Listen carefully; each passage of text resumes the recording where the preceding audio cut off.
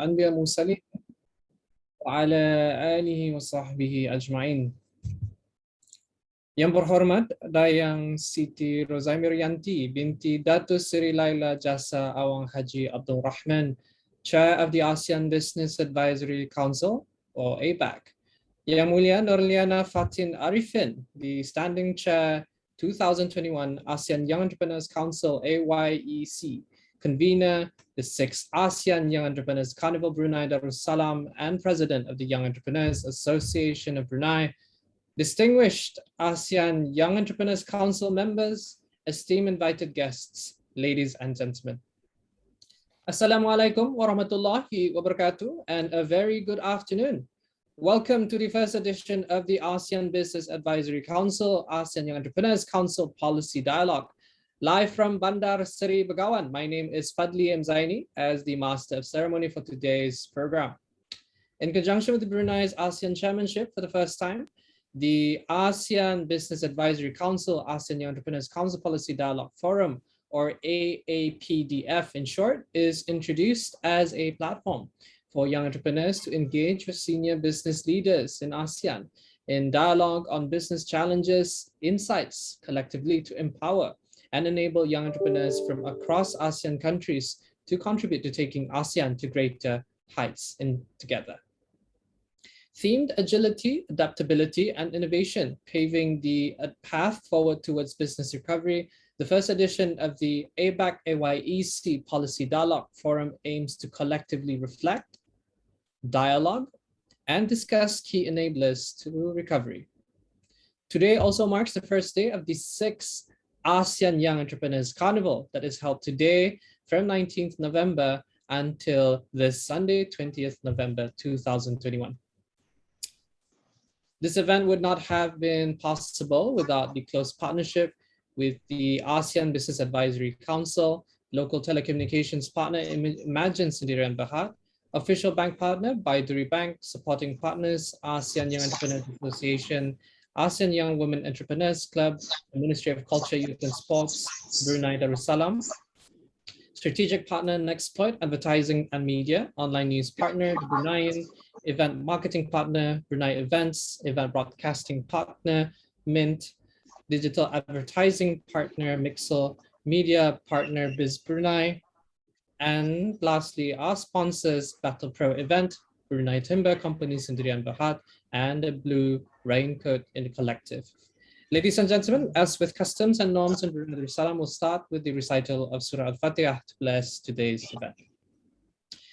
Astaghfirullahalazim, astaghfirullahalazim, astaghfirullahalazim, ila hadratin Nabi Mustafa Rasulullah sallallahu alaihi wasallam. Al-Fatiha. A'udhu billahi minash shaitanir rajim. Bismillahir rahmanir rahim. Alhamdulillahi rabbil alamin, arrahmanir rahim, maliki yawmiddin. Iyyaka na'budu wa iyyaka nasta'in. Ihdinas siratal mustaqim. Siratal ladzina an'amta 'alaihim ghairil maghdubi 'alaihim waladdallin. Amin. Amin, Amin, Ya Rabbal Alameen.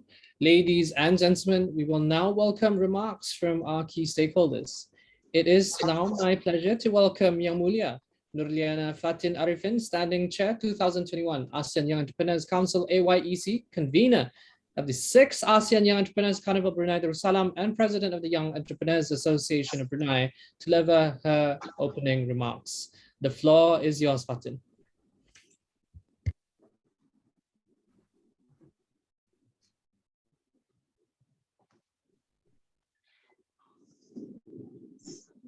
Thank you, Fadli. Assalamualaikum warahmatullahi ta'ala wabarakatuh. Can everybody hear me? Yes.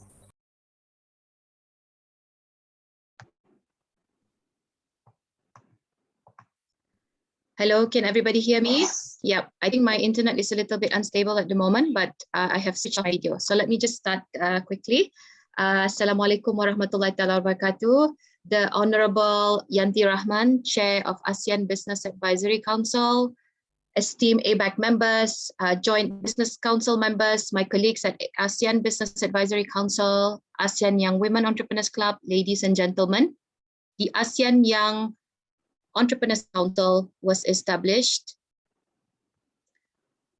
during the 26th ASEAN Summit in Malaysia in 2015, endorsed by the ASEAN leaders during Kuala Lumpur Declaration, following the landmark initiative to include youth under the economic pillar by ASEAN leaders in the Bandar Seri Begawan Declaration 2013. Today, the ASEAN Young Entrepreneurs Council is a network of young entrepreneurs association from all 10 ASEAN countries, representing over 70,000 young entrepreneurs across ASEAN. And our founding was aimed at providing young entrepreneurs a voice at the table of private sector representatives in ASEAN, and as a platform for regional cooperation amongst ASEAN young entrepreneurs. And with the activation of the ASEAN Young Entrepreneurs Association, AYEA, and this year, the establishment of the ASEAN Young Women Entrepreneurs Club, known as AYWEC, we hope to grow the network larger in reach and position AYEC as a platform of opportunities, a platform of influence, and a platform of progress in the years to come. This policy dialogue initiative started as a dream by my colleagues at AYEC for a number of years now. And during Vietnam chairmanship led by Vietnam Young Entrepreneurs Association last year, it was discussed at length at the AYEC Council again. And during the chairmanship handover, Brunei accepted to commit to materializing it. So our journey today is not without the hurdles. Of course, with the pandemic at large this past 2 years, our businesses and mental health have really been challenged, especially in completing the aspirations we set out to do. Alhamdulillah, today's session is a culmination of collective work at AYEC of attaining inputs from our young entrepreneurs from our respective countries through surveys, focus groups, and engagements, which form the basis for the dialogue and discussion today. So the Abac AYEC Policy Dialogue Forum is a platform for young entrepreneurs to engage with senior business leaders in ASEAN in dialogue on business challenges, insights collectively to empower and enable our young entrepreneurs from across ASEAN countries to contribute to taking ASEAN to greater heights together. So the theme today, agility, adaptability, and innovation, paving the path forward towards business recovery. The goal really is to actually uncover opportunities and lessons from the pandemic to build resilient, nimble, and innovative businesses and re-emerge stronger, wiser, and bolder together. So as this is our first one, we wish to apologize in advance for any shortcomings. I think as young entrepreneurs, we are very good at bending the rules and adapting ourselves to the constraints and just going with the flow. So allow us to learn more from our seniors today through this platform. So I wish to thank, on behalf of all my colleagues, the Chair, the Honorable Yanti Rahman, and the Executive Director, Mr. Gil Gonzalez, and the ASEAN Business Advisory Council for taking our request with open arms, and look forward to a fruitful session today and to many more series of engagements in the future, inshallah. Thank you. Thank you very much, Fatin. Indeed, entrepreneurs are well adapted. Obviously, with this first edition marking its virtual, I suppose, marking this pandemic. We will now proceed with the scene-setting remarks and a stock take presentation on the subject of paving the path forward towards business recovery by Mr. John Tran, the ASEAN Young Entrepreneurs Council member of Vietnam and Deputy Head of International Relations Department, Vietnam Young Entrepreneurs Association. The floor is yours, Mr. John. Yes, thank you, Fadi. Madam Chair of the ASEAN Business Advisory Council, ABAC, Madam Chair of the ASEAN Young Entrepreneurs Council, AYEC, distinguished council members of ABAC and AYEC, ladies and gentlemen.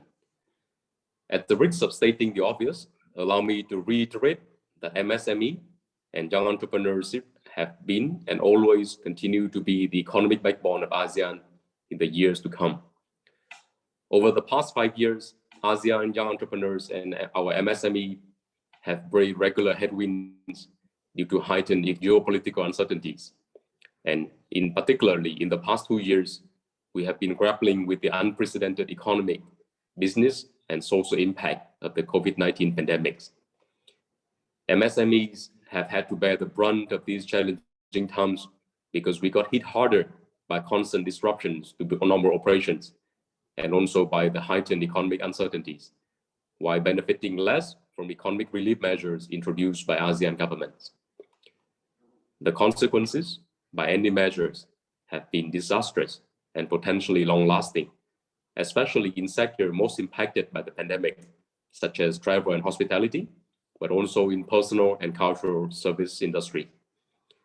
Most notably, the self-employed, women, and minority entrepreneurs have been disproportionately affected during this crisis. The COVID-19 pandemic is estimated to set back MSMEs development in ASEAN by over a decade. And if history is any guide, MSMEs' slow recovery could make the development and income disparities between MSMEs and large enterprises in ASEAN and beyond considerably worse in the years to come. Even more worryingly, the yawning digital divide is set to accelerate these bifurcations as MSMEs have typically struggled more to participate in the digital economy that will be the norm of a post-COVID-19 world. On the other hand, the global shift in supply chains, the acceleration of digital and online conversions, the rapidly changing demographics, all supercharged by the COVID-19 pandemic, also present once-in-a-generation opportunity for ASEAN MSME and ASEAN young entrepreneurs to leapfrog business transformation, and in the process, reshape ASEAN's regional competitiveness. As a result, we ASEAN young entrepreneurs look to our respective governments, to the associations of Southeast Asian nations, ASEAN, and the ASEAN Business Advisory Council for assistance in strengthening our capabilities to adapt and thrive in a new world orders coming out of COVID-19. We would like to highlight the top 3 ASEAN governmental initiatives as our call to action please. Namely, 1, funding and training support to aid young entrepreneurs reskilling and proactive adoption of digital tools and technology transfer. 2, developing digital infrastructure both at national level and intra-ASEAN to facilitate societal digitalizations and homegrown technological innovations. And 3rd, last but not least, creation of regulatory environment that is conducive to innovation and to entrepreneurial risk-taking, such as a widespread use of regulatory sandboxes and synchronized digital and online regulation across ASEAN. We would like to conclude by stating that we young entrepreneurs from the 10 ASEAN countries, represented by the ASEAN Young Entrepreneurs Council, AYC, pledge to work closely with ASEAN governments and with ASEAN government regional bodies, such as the ASEAN Business Advisory Council and the ASEAN Secretariat, to overcome COVID-19 challenges and to realize ASEAN's long-term vision for common prosperity and regional integrations for the benefits of all ASEAN citizens. Thank you for your attention. Back to you, Fadi. Thank you so much, sir, for that scene setting.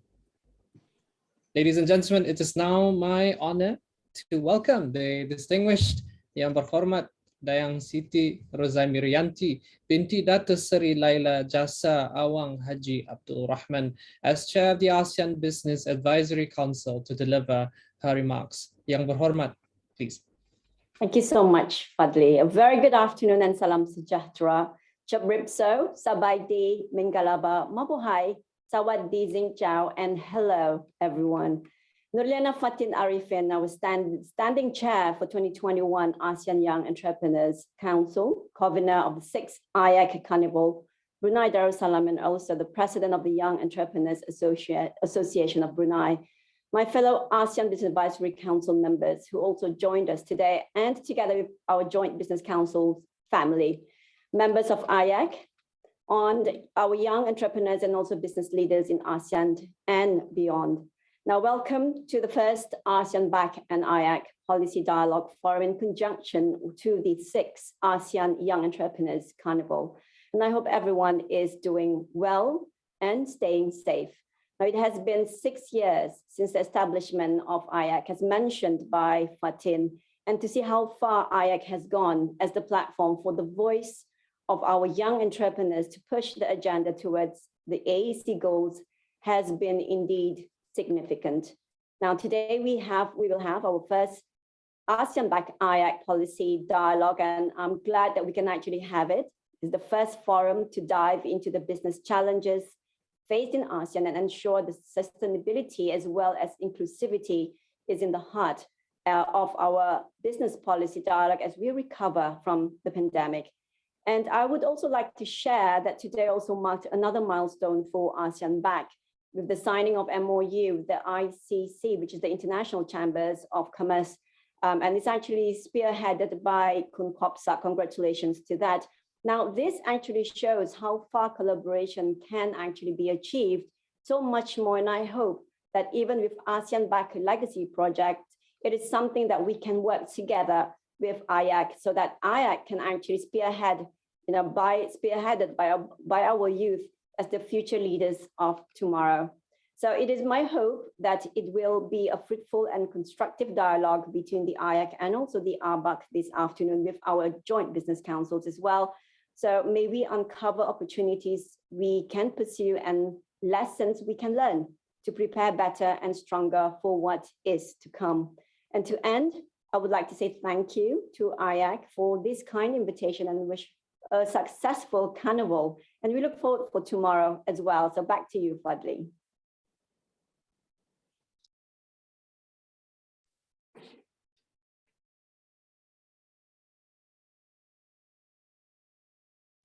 Please turn on your microphone. Fadli, you're Thank you muted. very much, ladies and gentlemen. We will now open the forum dialogue. Under the theme, Agility, Adaptability, and Innovation, Paving the Path Forward Towards Business Recovery, the dialogue is outlined based on three key focus areas.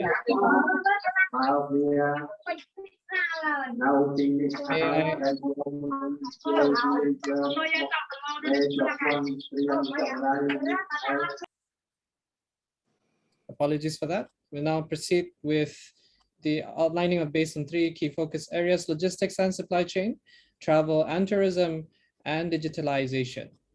The focus areas will be moderated by Mr. Johannes Lukiman, the ASEAN Young Entrepreneurs Council member of Indonesia. To ensure smooth discussions, please ensure mic is muted at all times unless prompted for interventions during open discussion. If you would like to make an intervention during the discussion, please indicate your name, country name, or organization in the chat box to allow the moderator to recognize you. To kickstart this dialogue, please allow me to introduce the first session dialogue on logistics and supply chain in the new paradigm. This session will run for 45 minutes and end at 3 p.m. Brunei time. I'll now pass the floor to the moderator. Mr. Johannes, the floor is yours. Thank you.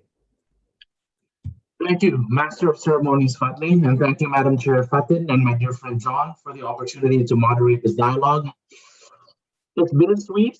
As a founding AYC member in the twilight of my final tenure on the council, it is especially poignant. So thank you for the opportunity. Let's first establish some housekeeping rules. Each session lead will open with their inputs limited to 10 minutes. We will then proceed to a panel discussion while I will start the conversation with questions to the panelists. And as mentioned before by Fadli, we will then also open the floor to interventions either from the AYC members where they can share their views, or where the open general public can ask questions of the lead and panelists by using the chat box. It is my pleasure now to hand over the floor to my friend John Tran, AYC Council member for Vietnam, and you will be joined by panelists as follows: Mr. Bernardino Vega, my friend, my senior from ASEAN-BAC, Dr. Robert Yap from ASEAN-BAC Singapore, Ambassador Mike Michalak, the U.S. ASEAN Business Council, Mr. George Barcelon from ASEAN-BAC Philippines, and Dr. Duan, the ASEAN-BAC Vietnam Chair. My friend John Tran, I hand over for you for your key inputs. Thank you, Johannes. Madam Chairs of ASEAN Business Council, Madam Chairs of ASEAN Young Entrepreneurs Council, distinguished council members of ABAC and AYC, ladies and gentlemen. The COVID-19 pandemic has disrupted global activities across all economic sectors and industries. As a result, over the past 2 years, there have been constant disruptions and extraordinary constraints to global supply chain operations, which has caused an adverse impact on global trade and industrial activities. The logistics sectors in particular has been greatly affected by COVID-19 fallouts in more ways than one. While some logistics subsectors suffer from large-scale restrictions on mobility and the closings of borders, the most notable examples being commercial aviation and cross-border freight transport. Other subsectors have actually reaped enormous benefits from COVID-19 related disruptions. Local freight transport, such as courier, express and parcel delivery services, as well as container shipping, actually recorded explosive growth as a result of booming online shopping and home delivery demand due to changing consumer behaviors during the lockdown. This stark divide in fortune among segments within the logistics sector has been aptly termed the Great Acceleration, which refers to the bifurcation between industry participants that have benefited disproportionately versus those that have suffered greatly throughout this crisis, which typically and unfortunately are predominantly MSMEs. After almost 2 years now into a new world order that come out of COVID-19, it has become crystal clear that those industries most immersed in technology, most prone for a technological makeover, have benefited and will continue to benefit disproportionately going forward. Again, e-commerce and consumer goods related logistic companies being notable winners. And so between the winners and those who are losing out, the disparities accelerated ever quicker. This crisis, like others, but even more so, has amplified that dispersions in a spectacular fashions. But unlike larger, deep-pocketed logistics multinational corporations, we ASEAN young entrepreneurs whose businesses are predominantly MSMEs typically face greater financial constraints, such as more limited access to capital, more limited capacity for investment, and more limited resources to pivot our businesses and to equip and reskill our employees for a rapidly digitalized, rapidly changing competitive landscape. And it goes without saying that MSME in logistics subsector most impacted by COVID-19 are struggling even more just to survive. And logistic MSME may soon find that as the gap widens and that we get left further behind, that at some point in the near future, ASEAN logistic MSME will not be able to compete or defend effectively anymore. This would not only be a shame for ASEAN logistic companies to lose on our very own home ground, but it is also a risk to national social stability, because the logistics sector is an important contributor to ASEAN job creation, employing on average around 5% of the working population in ASEAN in 2019, with higher rates of 8.09% in the Philippines and 6.9% in Singapore. And these figures are set to grow even faster as the e-commerce industry continue to record impressive growth. Moreover, the medium-term outlook for ASEAN logistics sector actually look quite positive. Located at the heart of the strategic Asia-Pacific region and situated across major trade routes, ASEAN has become a keynote in global manufacturing and supply chains, especially as the shifting trajectories of trade flow and capital flows away from China to ASEAN continue to intensify. ASEAN is also expected to benefit significantly from major trade initiatives, such as the Belt Road Initiative, the Regional Comprehensive Economic Partnership, and our very own ASEAN Economic Community. ASEAN logistic companies stand to benefit tremendously if only we could live to see that day. How well we ASEAN young entrepreneurs and ASEAN logistic companies could turn these emerging trends into growth opportunities, while effectively resist and reverse that great acceleration in competitive disparities when determine ASEAN's promise of common prosperity, as well as the successful capitalization on the major realignment that is happening in global supply chain. We look to our respective government, to the Association of Southeast Asian Nations, and to the ASEAN Business Advisory Council for assistance in strengthening our capabilities to adapt and to thrive in a new world orders that comes out of COVID-19. We highlight below the top 3 initiatives as our call to action, please. Firstly, It has now become clear that the world will have to live with COVID-19 for at least another 2 years, and the risk of multiple resurgence and ensuing lockdowns or restrictions on mobility across ASEAN are all too real. Logistics MSME in ASEAN, especially in hard-hit subsectors like cross-border freight transport, have reached and oftentimes exceeded the limits of our resilience. Support measures rolled out by ASEAN governments to date were designed for a zero COVID-19 worldview, which has been proven ill-informed and simply outdated. And in cases where logistic MSME can get access to a stimulus, what support measure provided to us were often too little, too late, especially given the severity, frequency, and extended nature of business disruption that we have to face. We logistic MSMEs in ASEAN need a fish rod to make a living more than we do a fish.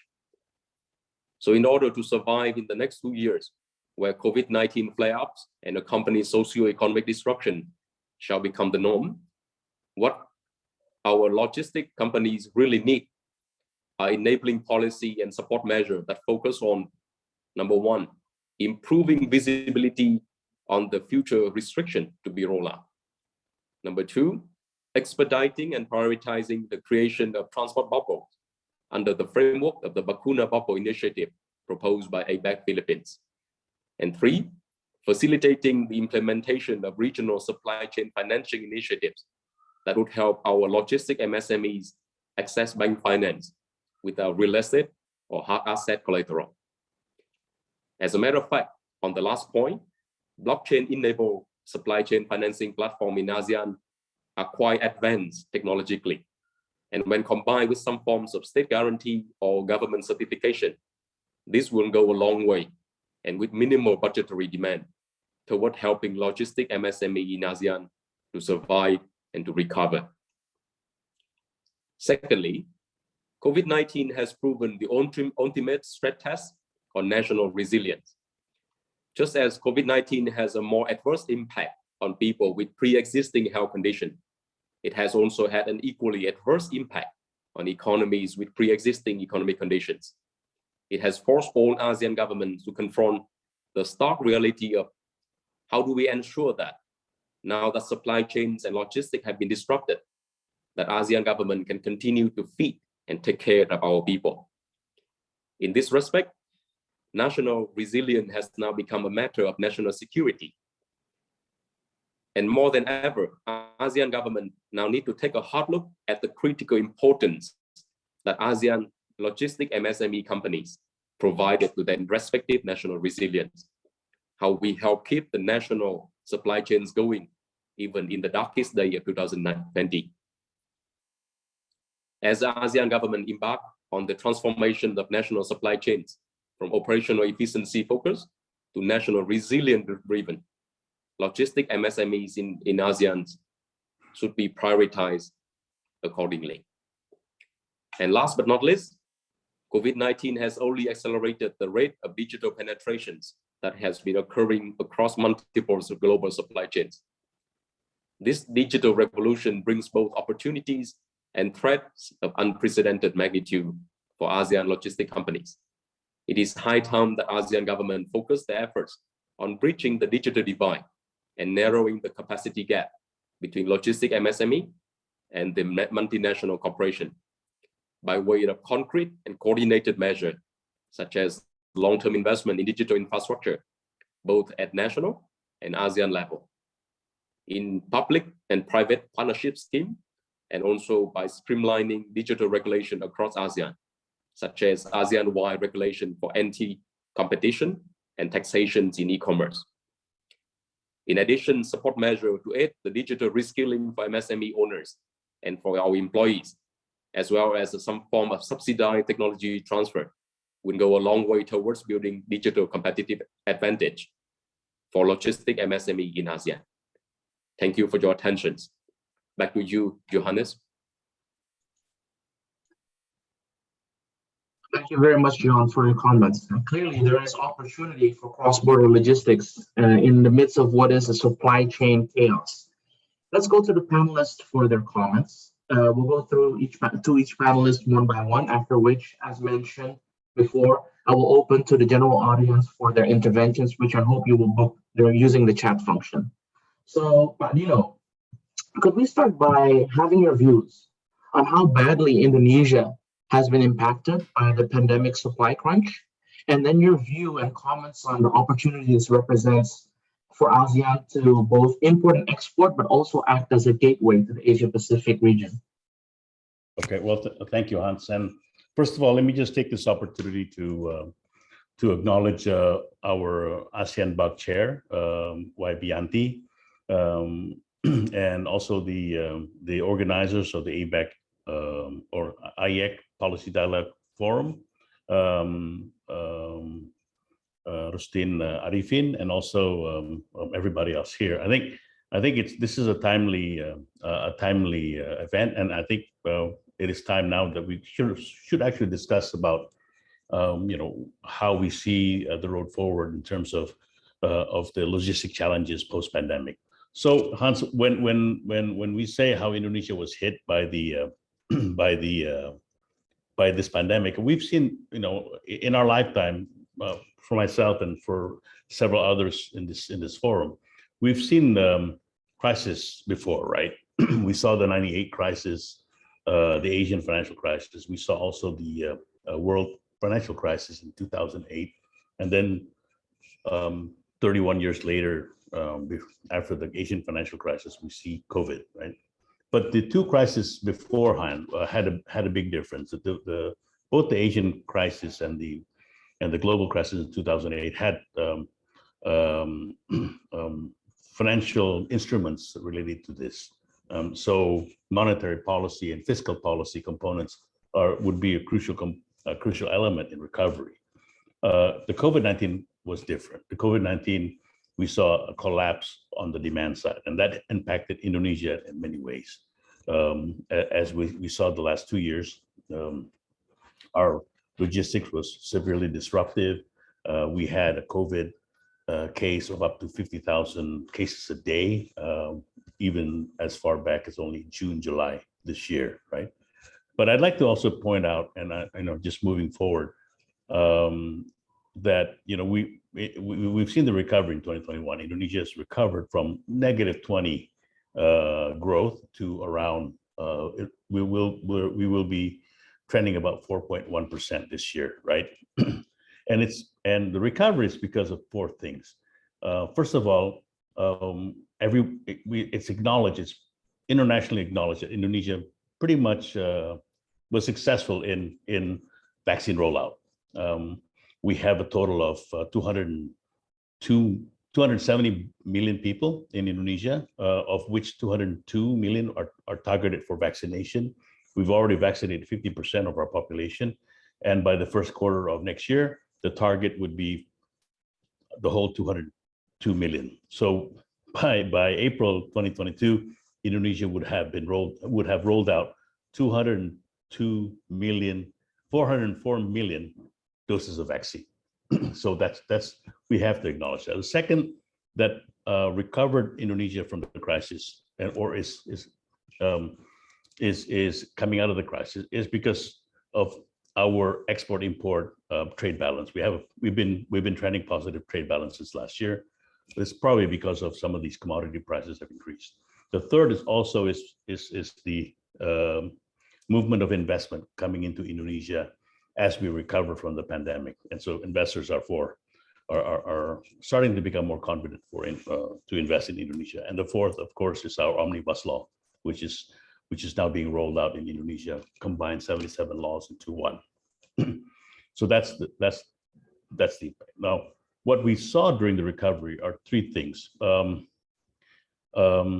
Business models that have an inclusion of a degree of digitalization tend to be a bit more successful than companies that don't rely on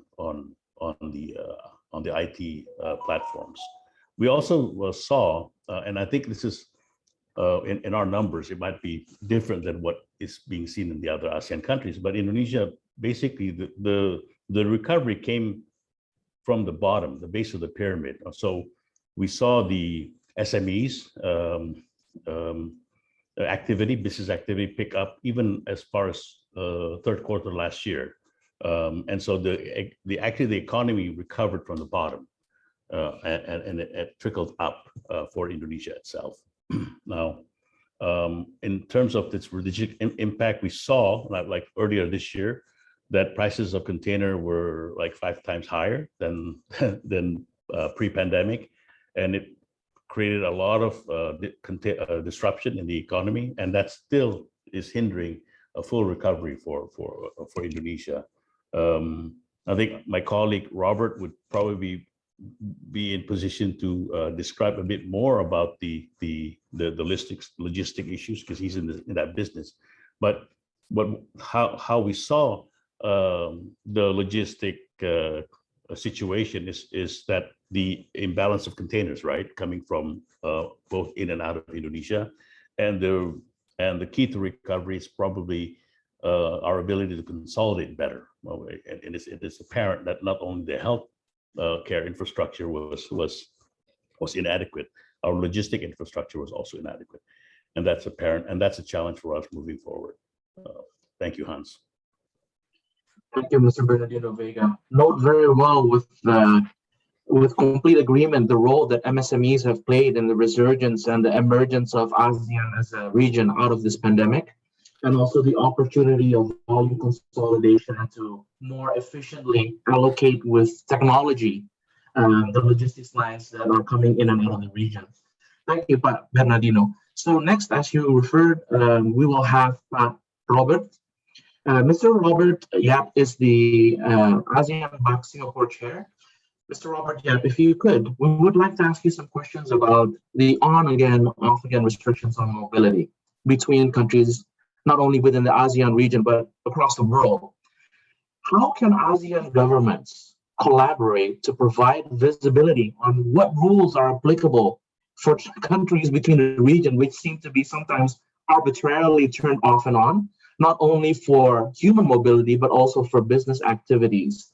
Because having poor visibility on the rules of mobility will cripple subsectors such as cross-border freight, as well as mobility of business people between the countries. So please, for your comments, Dr. Robert Yap, thank you. Yeah, thank you, and good afternoon. Yeah, I think our Abac Chair, Yanti, hi, and also Badino, who was just spoken, and all my fellow Abac members, and especially all the young Ayec members. So I thought it is very good feeling, right, to see that that the young is taking a very big interest. Ayec was actually incubated from Abac. I don't know whether you're aware. And then you spin off to be a very interesting entity that is now doing great things, right? The carnival is growing, and now we have this policy dialogue and so on, which is good. So congratulations. But in this time, I think all of us has learned that logistics now is actually very much top of the agenda, top of the thinking in terms of the leaders as well as the business community, mainly because that we know that connectivity now is actually very important, right? You see during the COVID, right, countries, government, there is actually a rush to stockpile food products and so on, right? And even healthcare products. So this is something that you have seen a sudden surge of demand in terms of stockpiling. That means the warehousing is increasing. Need at the same time cold chain, right? Because some of it, like your vaccination and also even a lot of products, meat, vegetables, seafood, and so on, a cold chain, right, is actually needed for you to store such facilities. So those actually created a lot of disruption in terms of the demand and supply. At the same time, I think Padino mentioned about this freight rates going up. I think this is also a result of that kind of a supply and demand imbalance, where then the shipping lines now actually increase their rates because there's so much demand chasing after very scarce kind of supply. So I think this probably will go on for another year or so, I would think. How do we actually prevent this? I think on hindsight, we wish we have done a lot of things better. So I think this is you mentioned about this mobility and how do we actually maintain, right, mobility in the way when a crisis happens. So it's actually to be done before that. I think we have to look at how we connect infrastructure, connect our processes, connect basically the way that we move, right, from one country to another. I think these are things that have to be actually done on a proactive rather than a reactive manner. But I'm happy to note that now with the vaccination travel VTL program, so more and more countries are opening up. I think we can go to Singapore and Malaysia by 29th of this month. I think we can go without the quarantine, right? We can fly to KL airport and that kind of thing. These are some of the things that are slowly opening up. But taking a leaf from lessons learned, I think it is important to realize that logistics is critical. At the same time, and very important, right, enabler for our economic engine. So I think a lot of time we look at it, then how do we actually build, like the questions along on how do we actually build, or rather muscle build, basically our MSME companies, right, in the sector, so that they can add value basically to what we are doing. So there are a couple of things. To be a good logistics company, firstly, I think you have to be very cognizant of the fact that you need to be very process oriented. All right. So the strength in process management is very critical. So you have to think process, how you connect, because one small thing that goes wrong, you are as strong as your weakest link, the entire chain collapse, right? Which means that you have a lot of unhappy customers coming for you. So I should know that. I'm in this business for so long. Right? Every time you do something, the unhappy customer is always screaming. Even you do right, also they never say thank you. They are expected, you know. So you do wrong, they will scream. So this is an industry. So for young aspiring entrepreneurs who want to enter the logistics industry, you must be able to take that. Okay, so very interesting. So I always call it the mentality of 先苦后甜, meaning first bitter, then sweet. So you must be able to take the bitterness, then the sweetness later. If you think you come in here and then you want the sweet part quickly and straight away, I think you're in the wrong industry. Okay, so that's not just a warning, that's a way that you have to prepare yourself. But it's very rewarding because you are actually making a lot of things connect. You are connecting the dots. You are doing a lot of things in the manufacturing area. You are supporting manufacturing, all right, so that the manufacturing side become more efficient, right? So they improve their cost to serve as well as the time to market. That's one big thing that you're doing, right? In terms of serving manufacturing, and also in the area of what we call consumer distribution or consumer goods distribution and so on, which became a very big thing, all right, because of the COVID, because you have to flow goods to the shops, you have flow goods to the supermarket, you have flow goods to the mom and pop, and as well as even B2C, right? So these are the things that has elevated the position of why logistics is so important, right? Because not only we need B2B fulfillment, we also need B2C fulfillment to each of the home, the e-commerce fulfillment. So you see that has actually changed a lot. That's why I mentioned earlier on process thinking, process is very important. But process can be taken on by technology. So you have to actually be also aware, right, of how do you train your workforce and yourself actually in understanding how IT can enable those processes to be able for you, right, to be there as an enabler for you to actually to move up the value chain. So these are very important, and at the same time, I think train, right? So if you have process, you have the technology, but then you don't have talent, how do you run, right? You run with, let's say, 20 people now, then when you grow to 200, what will happen?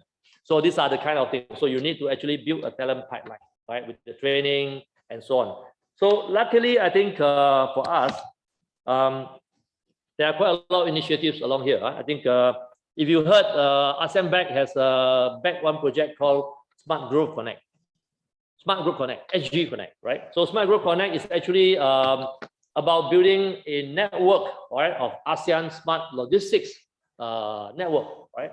ASLN, right, across all the ASEAN countries, with with a digital kind of a connectivity. So you have information flow, and then you also have physical flow that are connected, multimodal, land, air, sea, and also rail connectivity. So these are what we are talking about. This infrastructure, right, that we have all taken in as a legacy project is to be able to lay the foundation, right, for the logistics sector to be able to grow and scale efficiently, right?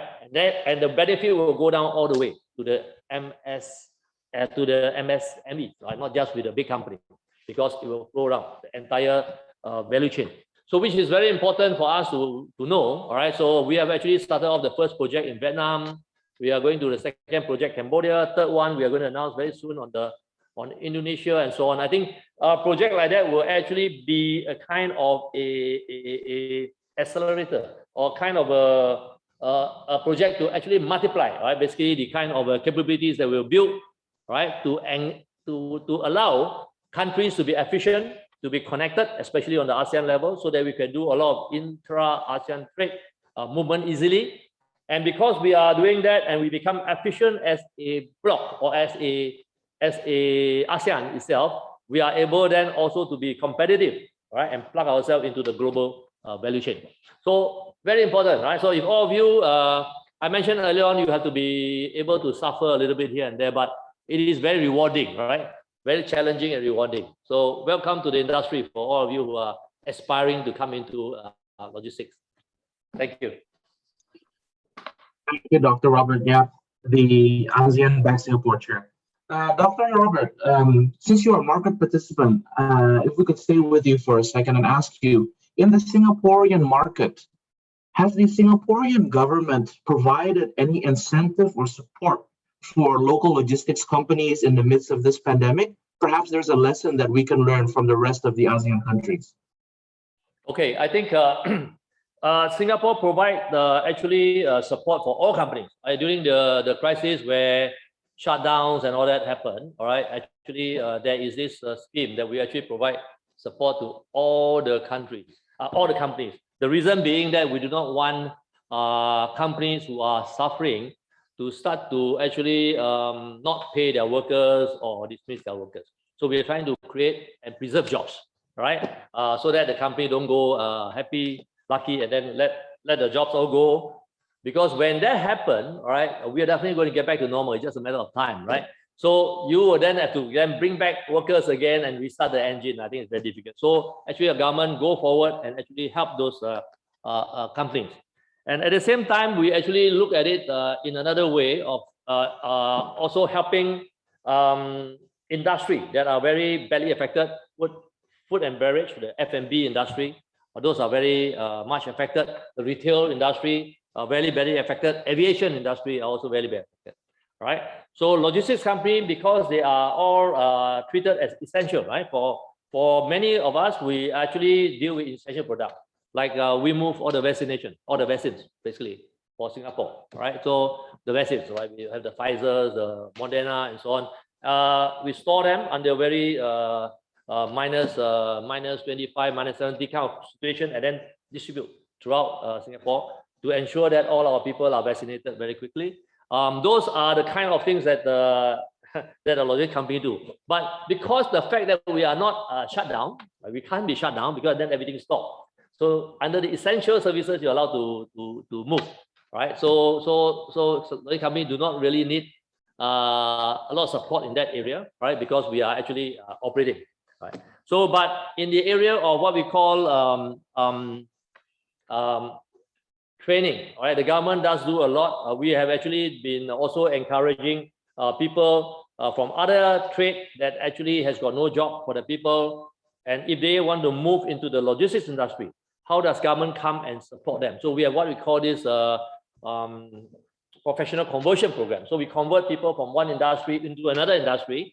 The government will actually support the salary of that particular person, right? Up to 70%, but if they are older, above 40 years old, up to 90%. So very interesting, yeah? And that part of it is like a 9 months program, and you convert that particular individual, let's say from a oil and gas or whatever industry, into a logistics and supply chain industry. and you will be as good in 9 months' time. All right. So that curriculum to help to train that. But during that training and the work and learn that you do actually in the company itself, the person is paid fully as a proper logistics professional. All right. Even though it's not yet because of the conversion program, and the government actually will fund that. This is one of the very unique. If you need to transfer a group of people from one industry to another very quickly, a conversion program like this, what we call PCP, is one way of helping. So we do have some programs like that. Yeah. Lovely. Thank you, Dr. Robert. Yeah, very insightful about the fast-moving and aggressive measures that the Singaporean government has taken in the face of this pandemic, both with the fiscal policy and practical policy on the ground as well. If I could, for the last comment, go back to Pak Dino of the ASEAN Bank of Indonesia chair. But there's always a question about how MSME logistics companies can work with their respective government to give inputs on policies and procedures. And Kadin has been recognized to be quite successful in getting input from the grassroots organizations.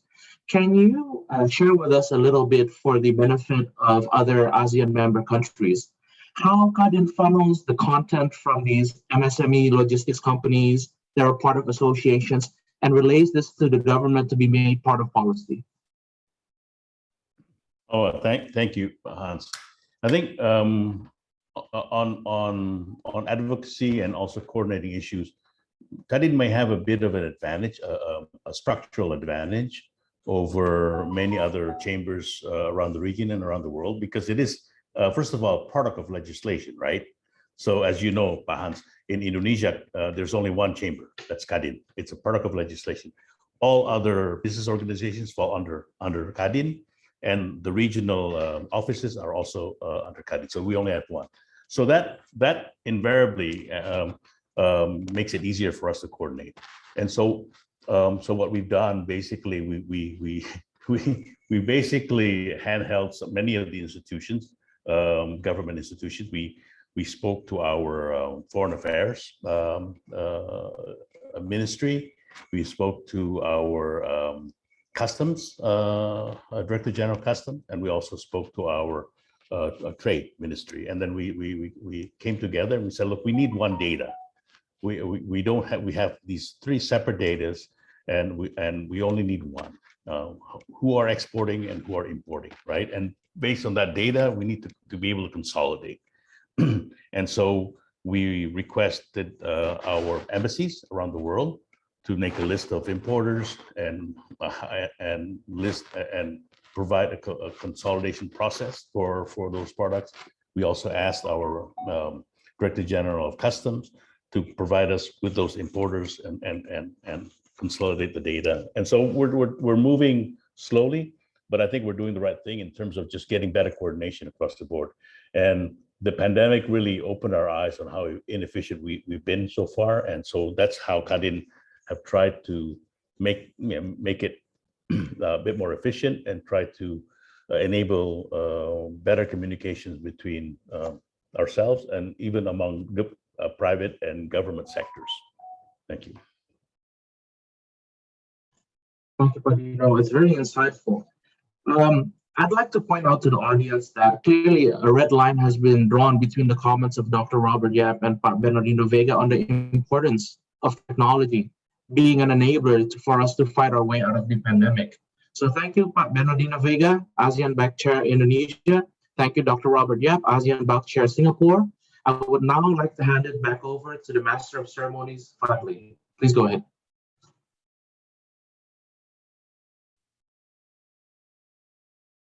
Thank you very much. So that was the first session on overcoming the crisis of logistics and supply chain. Just right on time, ladies and gentlemen, for the session 2. The next forum dialogue will focus on travel and tourism in the new paradigm. This session will run for 45 minutes and end at 3:45 p.m. Brunei time or earlier. I'll now pass on back the floor to the excellent moderator, Mr. Johannes, please. Thank you, Fadli. As mentioned before, the second session, the dialogue on travel and tourism in the new paradigm, will be led by my dear friend, Ms. Nisha. She's an AYC council member for Thailand, and Mr. Lee Kim Soor. And the panel will be formed of Ms. Jopin Romero, ASEAN Back Philippines Advisor, Mr. Visit Limnorcha, ASEAN Back Thailand Chair, Mr. Udet, the ASEAN Back Chair for Lao PDR, and Mr. Oji, ASEAN Japanese Business Council. Without further ado, I hand it to be led for comments by Ms. Nicha. Ms. Nicha, go ahead. Good afternoon, ASEAN Back, JBC, AYC colleagues, and ladies and gentlemen. On behalf of the ASEAN Young Entrepreneurs Council, my name is Nisha from Thailand. Today, I would like to speak to you on the topic of travel and tourism sector.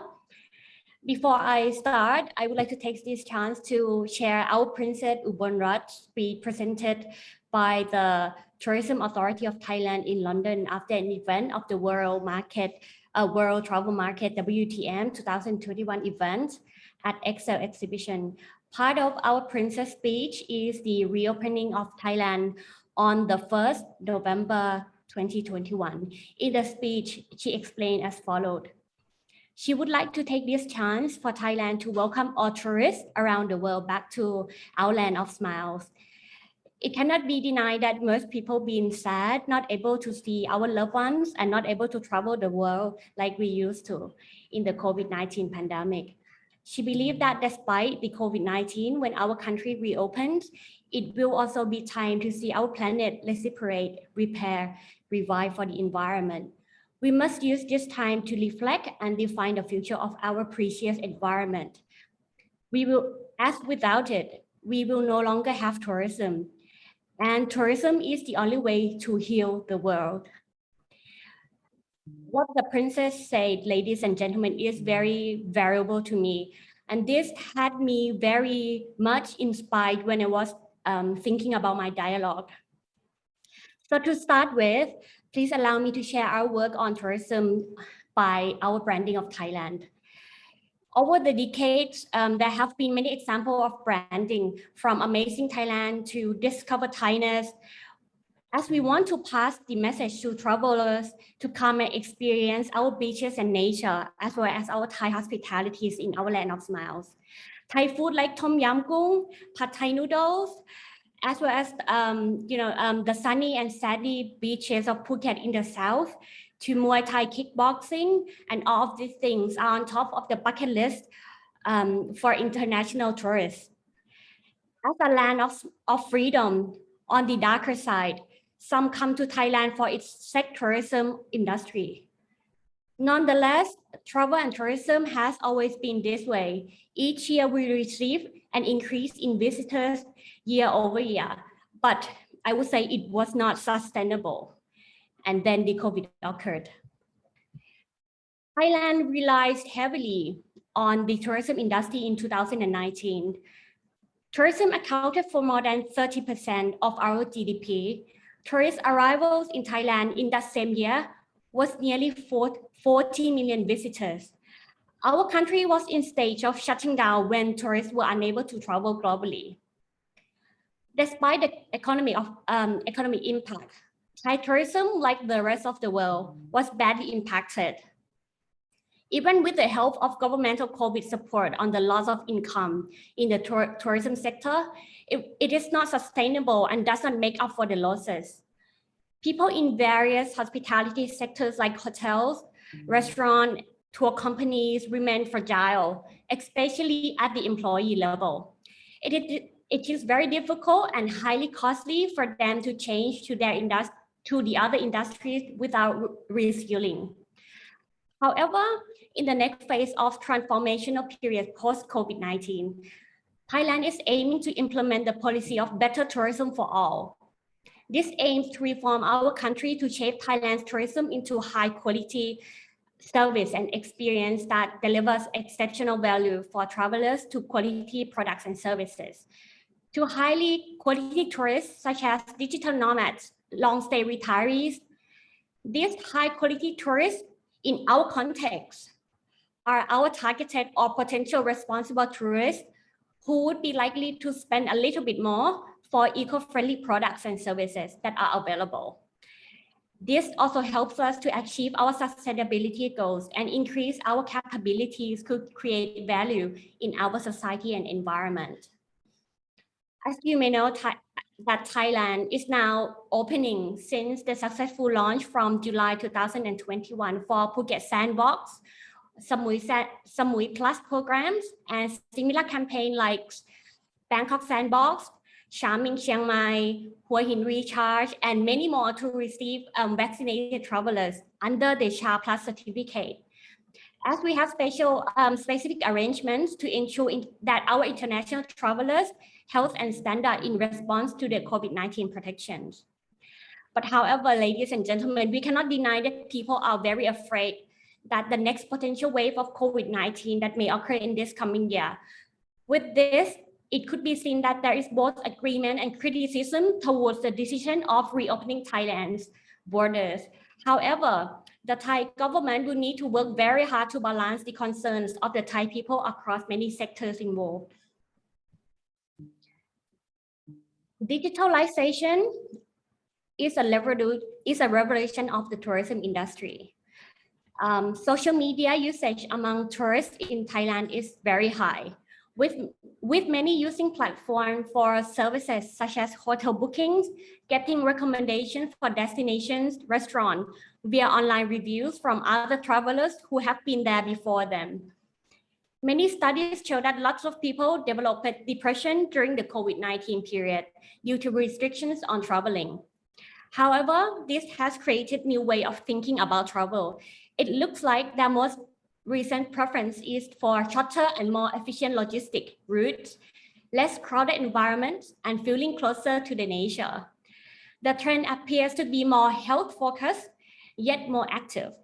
Travelers show more concern on health and safety during their travel since the pandemic. And some recent noteworthy trends during the COVID-19 include that one, people now prefer to travel in their own cars. People use a lot of social media reviews and posting, and also are checking into the places and most review online compared to the one with no online presence. Moving on to the topic of regeneration. In the past 2 years, many Thai have been traveling domestically due to international travel restriction as a result of COVID-19. This was normally the opposite because in the previous COVID-19 times, there were 12 to 13 million Thai tourists travel internationally for holidays. The travel ban kept this group of tourists traveling within the country, helped to recoup part of the income loss in the industry. We cannot deny that tourist destinations like our beaches were being restored, and wildlife animals like turtles, pink dolphins were returning to healthier population levels due to the absence of tourists. The result of the pandemic has made us a more thoughtful and mindful nation in terms of nature preservation. And with those lessons learned, hopefully carrying on into the future, we must take this chance to rethink how we want to preserve our nation's resources and implement a more sustainable development plan for tourism. There have been governmental plans to help some of these issues. Regarding the trends of travelers that I have mentioned earlier, in this next year, we want to refer this as the COVID-19 strategy. As a young entrepreneur, I consulted and consolidated Thai government-related businesses. They would like to do the following. One, implement the bio-circular green economic model in our local community. Inclusive tourism, carbon neutral plans, and nature preservation or aspect of circular green economy principles. Secondly, we must adopt digitalization that we could use in the tourism industry for the sake of data and knowledge sharing with others. And finally, we must promote new talent from young entrepreneurs locally. This can be done by accelerating and extracting our identity and creativity from the local community to produce high quality products and providing excellent services with, of course, a Thai culture-centric approach to meet international standards with priority on safety, security, and hygiene. In 2021, with the loss of income from international tourism, we established a a business model concept that would allow our tourism sector to transform sustainably. It is called the happy model.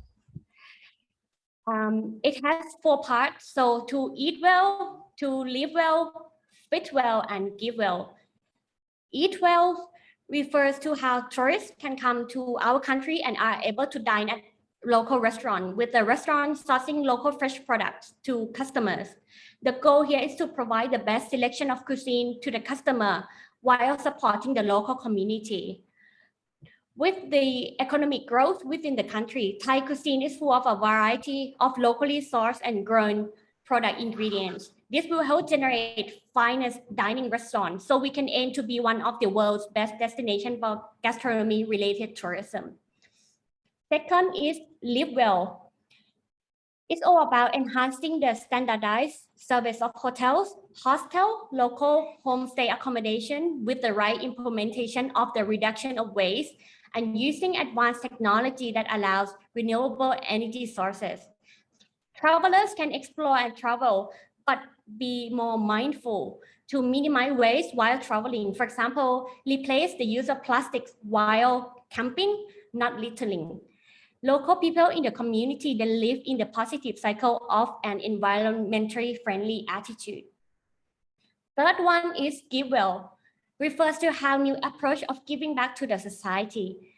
This involves the establishment of local businesses combined with tourist activities under the support of infrastructure, digitalization, technology, and framework from the government. Businesses can create products or services that allow stakeholders to be inclusive and provide sustainable growth. For example, modern tourists often post their stories and pictures on social media platforms about their experiences. This can help significantly in sending the right message to all followers online. For example, and all the followers can recognize that the goodness that can be done with little efforts while traveling. For example, include buffets for elephants or collecting trash on the beach.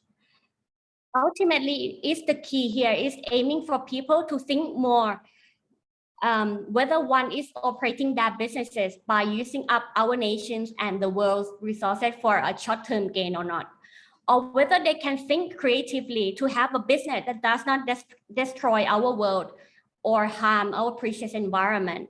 We can still do the latter and allow travelers to experience the richness of our culture and nature without harming it. The last one is the fit well. It is the idea to promote Thailand as a sport tourism destination and to be a place for medical health and wellness, not only a leisure destination for tourists. We want to develop infrastructure for elderly or aging groups of travelers that include milder activities such as light yoga healing or garden walking. Thailand has a rich natural geographical diversity from the north to south. And in developing sport tourism in the next level, we would create more jobs for local communities such as tour guides or instructors for certain activities. We can ensure that we will provide better and clearer instruction and most importantly for the health and safety of our tourists. And in the COVID-19, we wish to shift our business model towards sport tourism. We can begin to shape every one of us towards better and healthier mind. Next, I will briefly discuss some recommendations for the ASEAN governments and their importance to ASEAN. We had the opportunity to have an in-depth interview with the movers and shakers in our Thai tourism industry by asking what they would like to see across the region on the road to recovery. Overall, they would like to see a more collaborative ASEAN, especially for tourism. Inclusive growth is the key to sustainable growth in the region. Here are some of the most important recommendations. 1. A common ASEAN pass platform. This would include a visa that allows tourists to travel across the region with one pass. For the next few years, I think we'll be traveling with a proof of vaccination to ensure health and safety. So a digital health pass is another common tool that we can include onto the ASEAN pass. Second, ASEAN green hotel standards is essential. Green hotels in the ASEAN region and encourage travelers to be more responsible in keeping our natural resources clean and healthy. The MICE industry should be the one that initiates a green MICE hotel standard to kickstart the policy.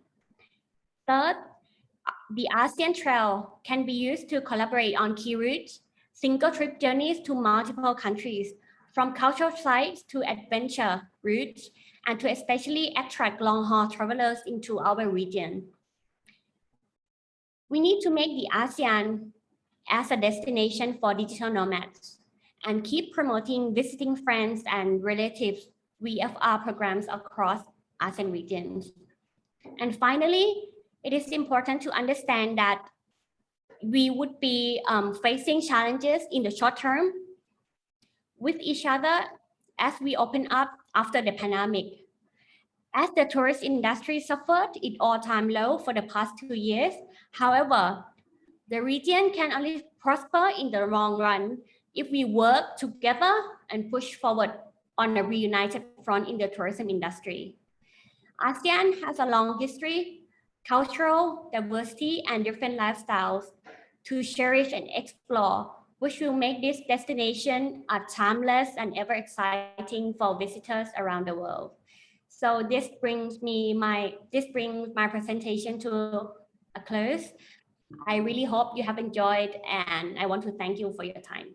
Thank you. Thank you, Ms. Nichan.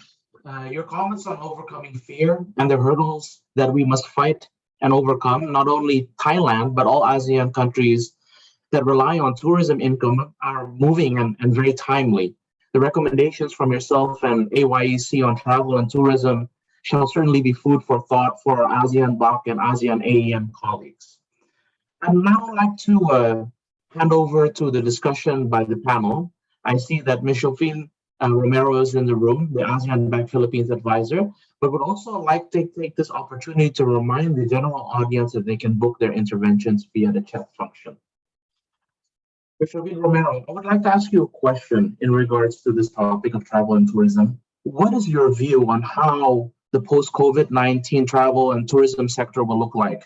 And will we see a harmonization of rules and regulations for travel within the ASEAN region, or will it continue to be fragmented as we currently observe?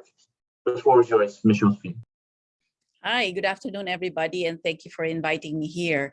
I caught the tail end of the presentation, and I couldn't stop myself from just keep nodding at all of the recommendations, because obviously we always look to Thailand for leadership in this aspect. But the ASEAN as a group, really we have a lot of common activities and common ways of doing things.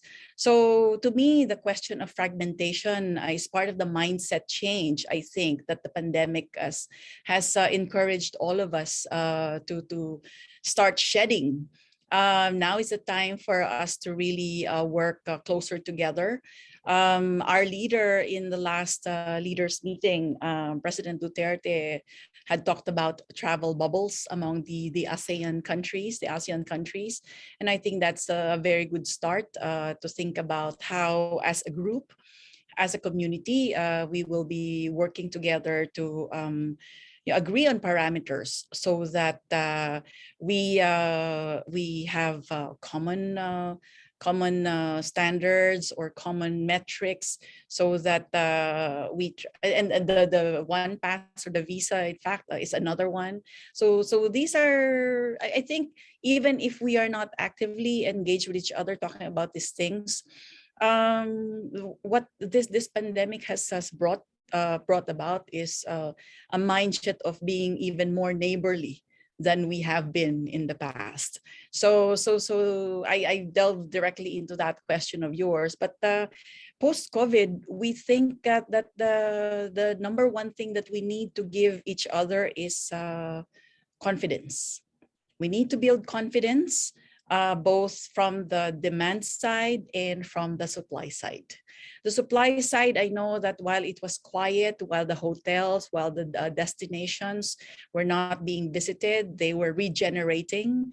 Our trees and our foliage, our fish were regenerated and multiplying again because we were not polluting them and destroying them. And for the people managing these destinations and sites, they were retooling. They were getting more new skills. They were training new personnel, such as safety officers that had to do not with physical security, but public health security and public safety. So new things like that, reskilling, which are aimed at giving us confidence. And then, of course, there's the other question of vaccination. Are we all protected? And so the first thing that people will be asking you after they see your passport and your visa would probably be your vaccination cards. So it's just added things that we will be looking into. But with the resiliency of the ASEAN ASEAN character, I think this would be in no time, just like breathing, like walking.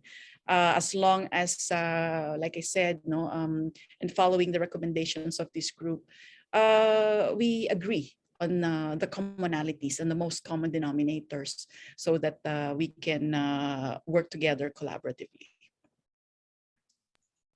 Thank you, Ms. Jeffrey. I think it's great to see the alignments between your comments and also the recommendations made by Ms. Nisha and AYEC. If we could stay with you for a minute, I'd like to pick up on your point of the ASEAN visa or the ASEAN pass. Could you give us some indication, obviously, because ASEAN BAC is exposed to the discussions at the policymaker level. Do you foresee that the implementation of such an ASEAN visa or ASEAN pass is imminent? And would that include standardization of acceptance of respective testing regimes for COVID? Because we're all looking forward to traveling across ASEAN more seamlessly. Okay, excellent question. And are involved with the private sector in the Philippines, being very much involved in the COVID response for the last 20 months, gives us visibility on that. Well, let me put it this way. Our Department of Foreign Affairs, which would usually be in charge of, just diplomacy and general security, is a big part of the interagency task force against the COVID-19 pandemic. Why is that? Because we see this pandemic as a global issue, and one of the things that I'm sure that they are looking at is how do we become stronger by working together? So yes, the standards of testing, the standards of looking at metrics of health are being compared across the region and actually across the globe. In the Philippines, for instance, we're heavily invested in looking at how the US CDC is looking at these things. And then we're also very much, how do you call this, very much in line with the way WHO is studying, look at both at the science and the real world data. So, and I don't see any ASEAN country not aligned with this. If ever they are, if they veer away a little bit from this, it's because of some existential circumstances in the country. But more or less, I think for the most part, we're aligned in that. Now, I did mention that our Department of Foreign Affairs is very much involved in the COVID response. And one of the things that they have been doing is diplomacy when it comes to testing and vaccination. And what does that mean? It's really just looking at reciprocity and looking at standards that are common across nations. So I believe it would not be too difficult to look at this a common health pass. And like I mentioned, one of the policy statements of our president, of our leader in the country in the last few weeks has been to seriously look at travel bubbles among ASEAN nations. Thank you for your comments. And let me also take this opportunity to recognize RAYC Council member from Cambodia, Mr. Lee Kim Suor, who has also contributed valuable insights to these recommendations. And I'm sure we'll have some comments from you later, Mr. Lee. But first, I'd like to recognize Mr. Vincent Limlurtra, the ASEAN Bac Thailand chair. And as mentioned by Madame Jophine, we recognize Thailand as a leader in terms of tourism industry within the ASEAN region. And I think as such, we would like to ask for your insights, not only in regards to intra-ASEAN travel, but Thailand also represents a destination country from which travelers from other regions then move on to intra-ASEAN travel. So, Mr. Visit, do you have any views on what other areas or what other trading blocks ASEAN can cooperate with to attract long-haul travelers to our region? Because the recovery from the pandemic is uneven, and we might have to collaborate not with our immediate neighbors, but other trading blocks in order to attract long-haul volume travel. Thank you, Mr. Visit. Thank you, Mr. Johannes, and good afternoon to everybody. Madam Chair of ASEAN Bac, Madam Chair of ASEAN YEC, and ladies and gentlemen. I think Thailand, we have a lot of experience since we have a Phuket sandbox in the last 3 months. And right now, we open for 63 countries of travelers coming to Thailand. From your question, I think ASEAN has many famous tourist spots, and it has potential to cooperate and promote our tourism to be regional tourism. For example, we can create the attractive package for tourists to experience variety travel around the region. The packages should respond to various target groups, such as families, lovers, friend groups, elder groups. The activities and destination arranged suitable for each group nature, such as natural tourism, cultural heritage tourism, eco-tourism, marine travel, and health tourism. The latest travel trend, I think this is very well known and popular now, is work and fun. We can work anywhere that has internet system supply. ASEAN countries members must develop the internet system to facilitate the new era of tourists. And we can join the tourist program together. And we have two or three things to prepare. The first one is we have to be fully vaccinated for the citizen to ensure our people will be safe. At least 70% of population should be vaccinated as soon as possible. This is the most important thing. And the second one is visitor tracking application. This is essential when we find any infectious cluster, we can follow up. And the more urgency, the more efficient control. Visitor will strictly follow the hygiene practice as well, I think now. And otherwise, there will be a carrier also. So we need to make sure these two things. And in Thailand now, we have the application we call Thai Chana. We can track that people will enter to the supermarket, to the department store, and when there are some infectious cluster, we can follow up everybody now. So this one is very important, and I think it should be a good sandbox to other countries also. Thank you, Johannes.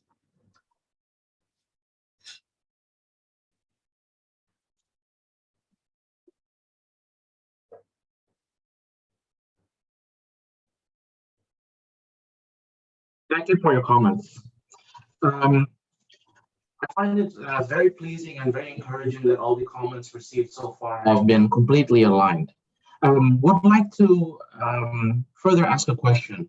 And I'll throw this open to both yourself, Mr. Visit, or Madam Yofin, that you mentioned before that the pandemic has been a chance for our natural landscape in respective countries to recover, so to speak, from the pressures of tourism and overuse.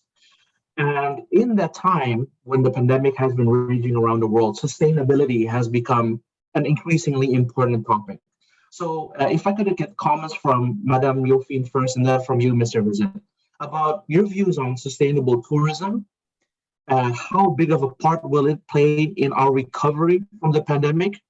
And if you could also share what you think are key practices to determine or to certify that businesses or destinations are indeed, quote unquote, sustainable.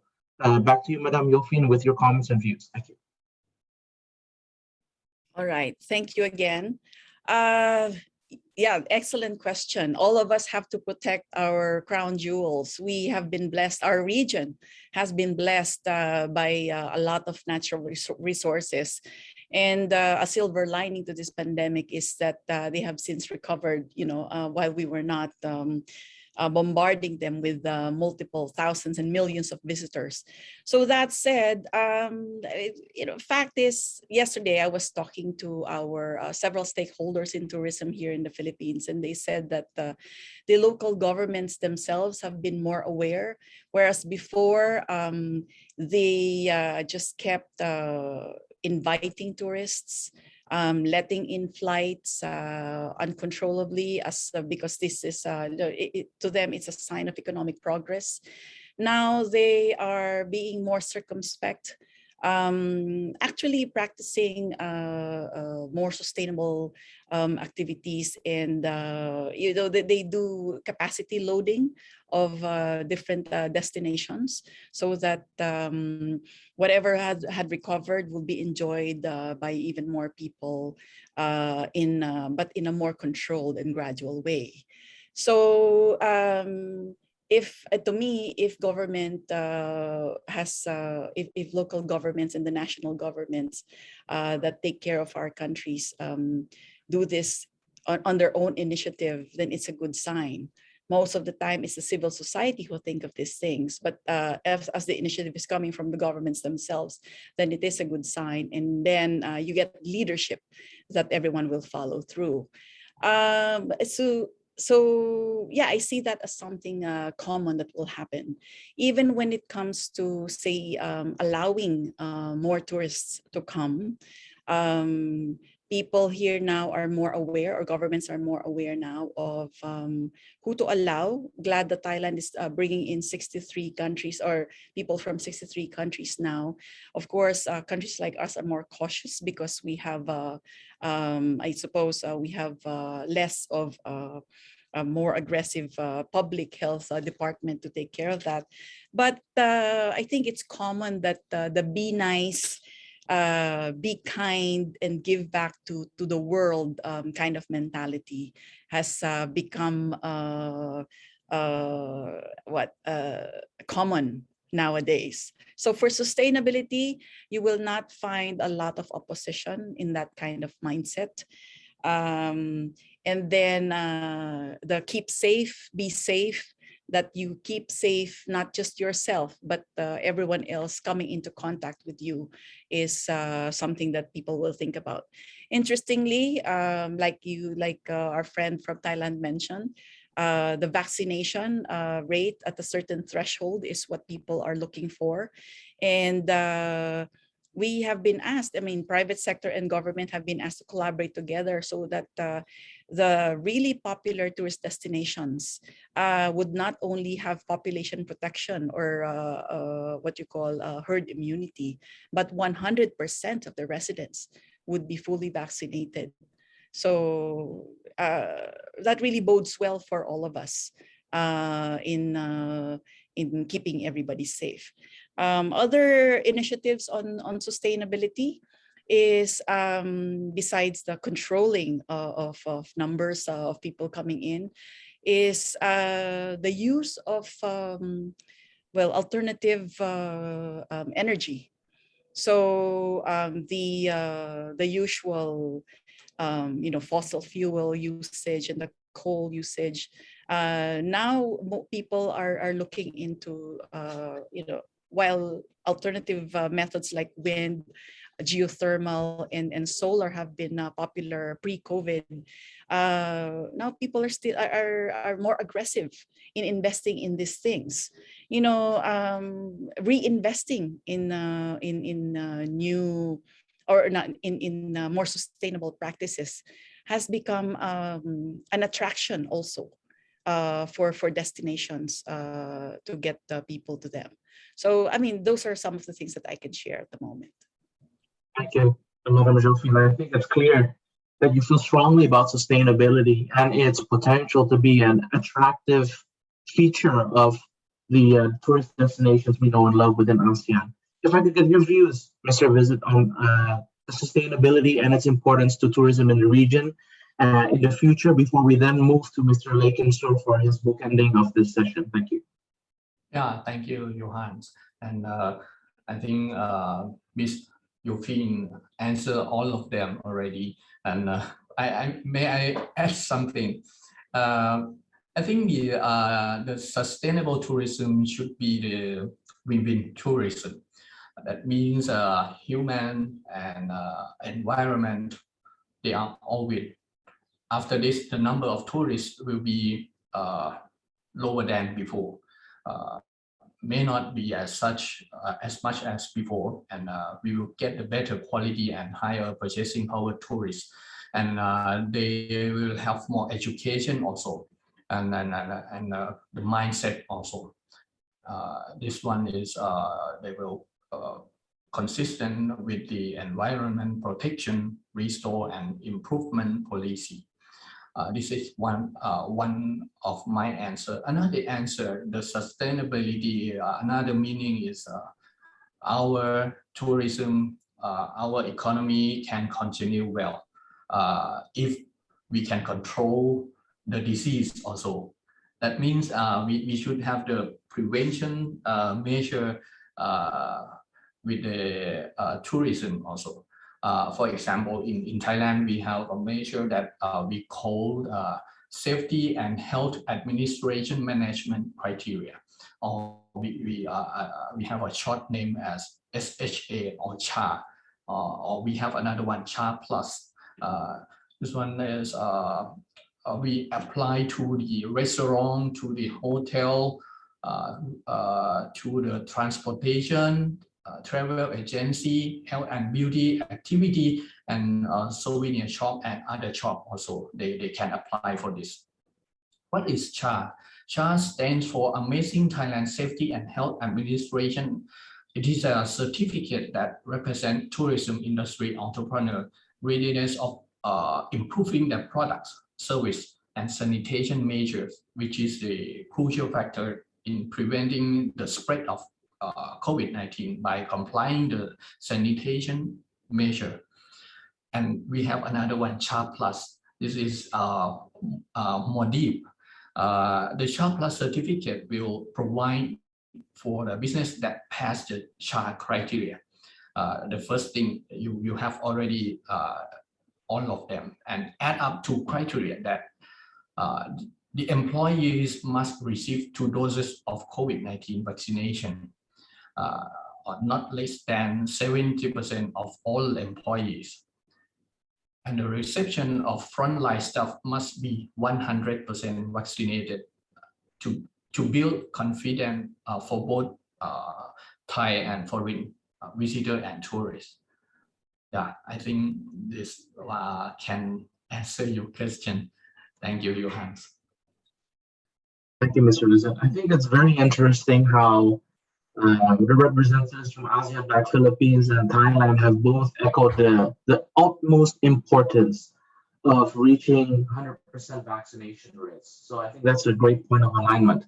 Now, back to the session topic, travel and tourism in the new paradigm. It's unusual and different from the other topics and dialogues today in that there are 2 leads. First, we had Ms. Nicha with her opening statements, and then now we would like to bookend the session with points of view from Mr. Lakensur. He is the AYEC Council member from Cambodia and also the Vice President of the Young Entrepreneurs Association of Cambodia. I give you the floor, Mr. Kim Sua. Thank you. Thank you. Chumriep Suo. Hello from Cambodia. Okay, thank you for giving the floor. From what the agenda said, I should be the second after Ms. Nisha, but now the panel discussion and everything detail, I think all goes already. So coming back to the tourist sector in Cambodia, I just brief a little bit because most of the key point, future goal, plan, we already talked, we already discussed. But I come back, I just say a little bit about the tourism in Cambodia and what is our government have been doing during this COVID time, and we are ready. So for international tourists in Cambodia, during the COVID, we dropped down about 90.2% for the whole year. And 2020, Q1, we get 1 million tourists, and then we drop down around 80%. But it's a very lucky time for Cambodia. When have COVID, it's a time for us to prepare our internal.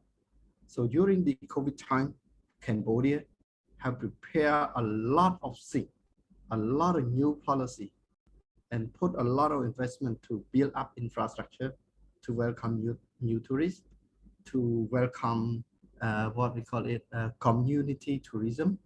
We have a lot of new things to show ASEAN from 2022. You know, Sihanoukville is a seaside area. It already developed. Siem Reap is a culture city, World Heritage City. We already take the 2-year COVID time to invest about 200 million for our infrastructure and community tourism for Siem Reap. You will see what is new from us.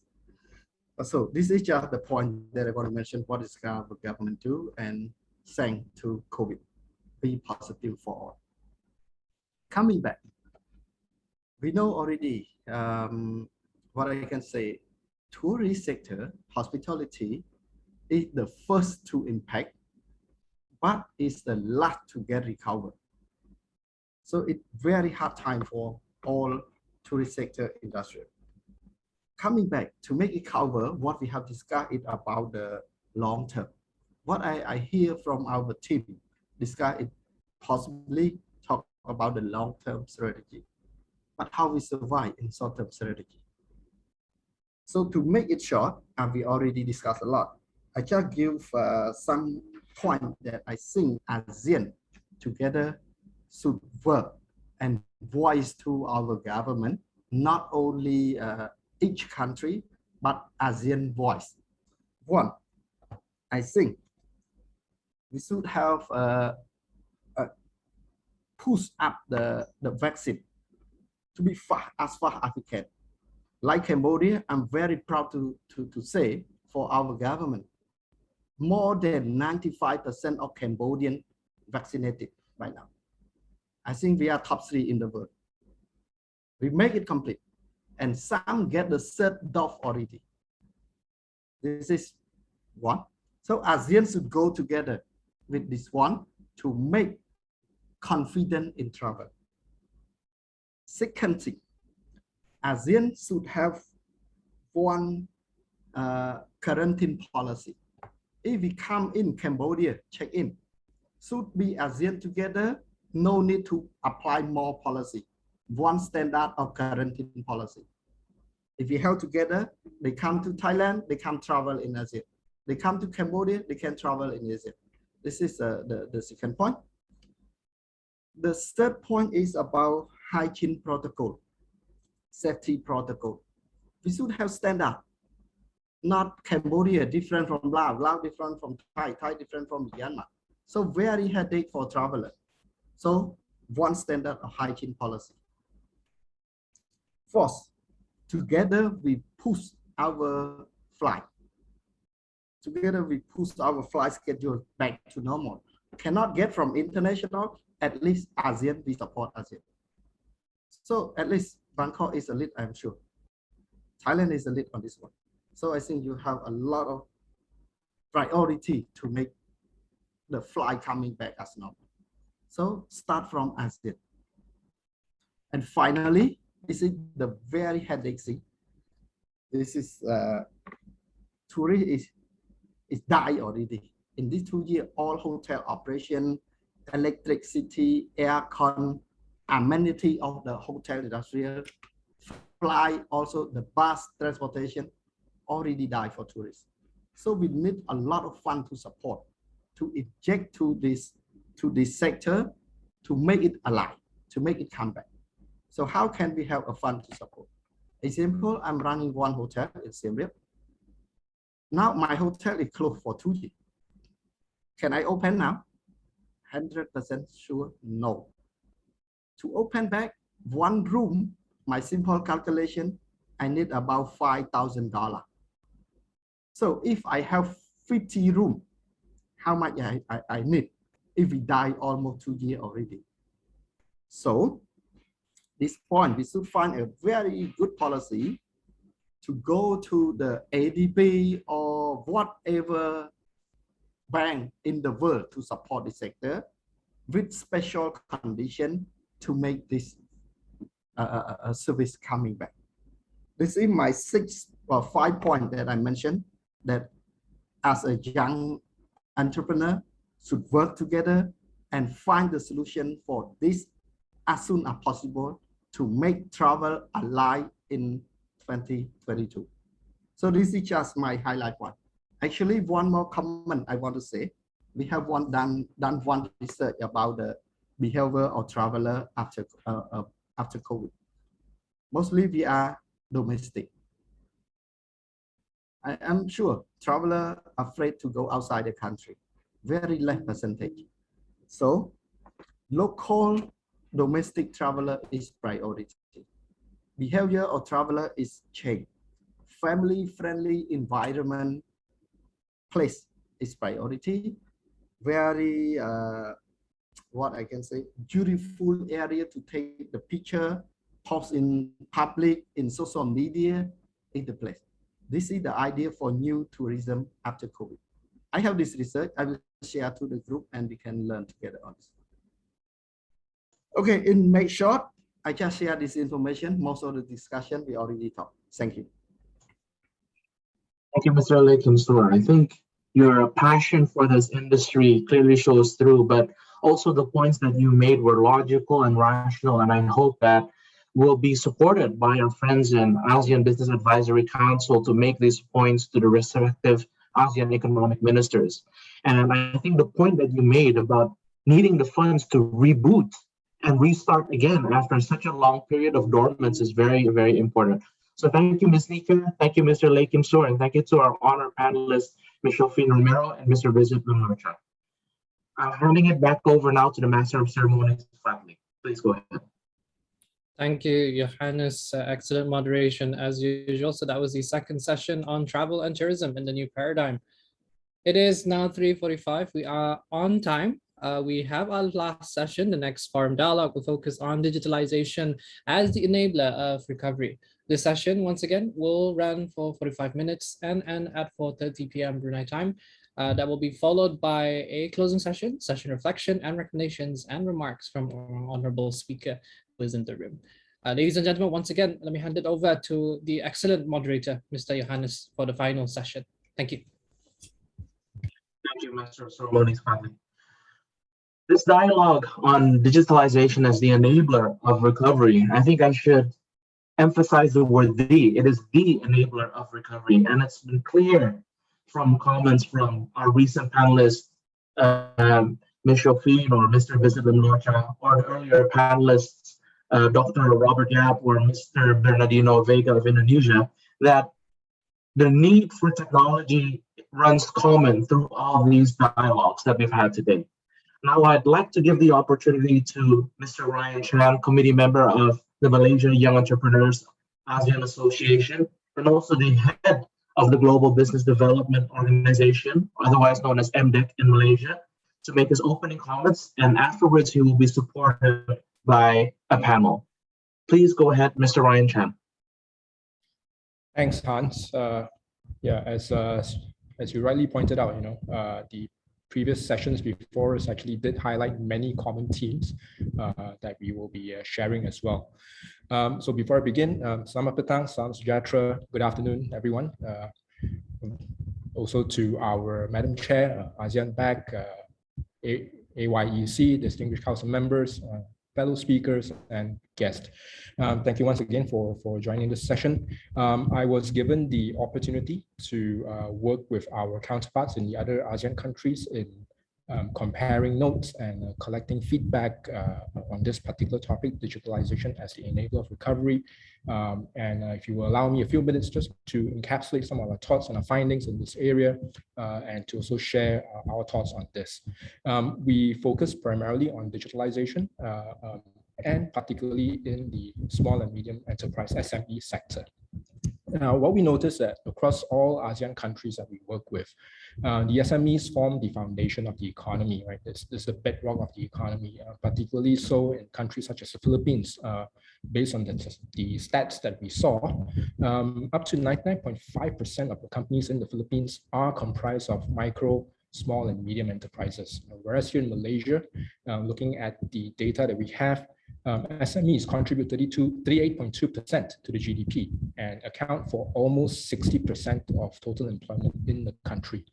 So, based on this, we see that it's important for the government to step in to intervene and support the SME sector, particularly during these very challenging times. As we've seen our fellow speakers in the logistics and travel industry shared as well, right?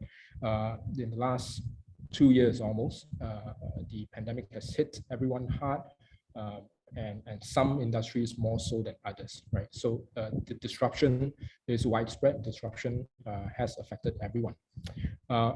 Across many countries in the world, I think not just ASEAN, digitalization or adoption of digital technologies are seen to be a pivot, right, for many businesses to be able to look for a way to survive and to thrive in these trying times.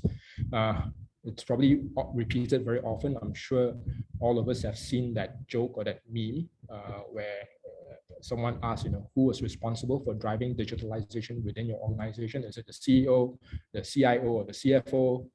None of the above. The answer is COVID-19, right? So the silver lining, if I can say that, of this pandemic is that it accelerated a lot of the digitalization efforts in both SMEs and large enterprises. And it has actually pushed a lot of businesses that were sitting on the fence to adopt digital fully. Fortunately, I think looking at all the Southeast Asian governments, government sector has long recognized that digitalization is important. So much so that when we look across the board, almost every country in ASEAN, almost every government in ASEAN has launched or announced policies, blueprints, master plans revolving around digitalization and the adoption of digital economy. We see in Singapore, there's a smart nation agenda comprising of multiple different policy frameworks. In Thailand, we've got Thailand 4.0 and Digital Thailand blueprints and plans coming in. Likewise in Indonesia as well, with Indonesia Digital Master Plan coming in the next few years. Vietnam with their digital transformation program by 2025 with a very ambitious target of setting the digital economy to contribute 30% to the GDP. And I think that is something that is really admirable. Similarly as well, we see Brunei also coming up with a digital economy master plan, and Malaysia also with a digital economy blueprint for 2030. So across the board, we see government stepping in, and the reason because digitalization is seen to be the next engine of economic growth, right? And this is really the outcome of the fourth industrial revolution, where we see digital technologies being widely adopted and infusing itself and interjecting into all industry and all subsectors, right? Transforming the way that production, management, governments will work, and we also see at this point in time the adoption of digital technology is unprecedented, compared to the previous industrial revolutions. So we're adapting and adopting technology at a much faster pace. So we do see digital becoming a lot more pervasive, infusing into every subsector. So it's not just limited to digital economy, but also expanding into green economies and circular economies as well.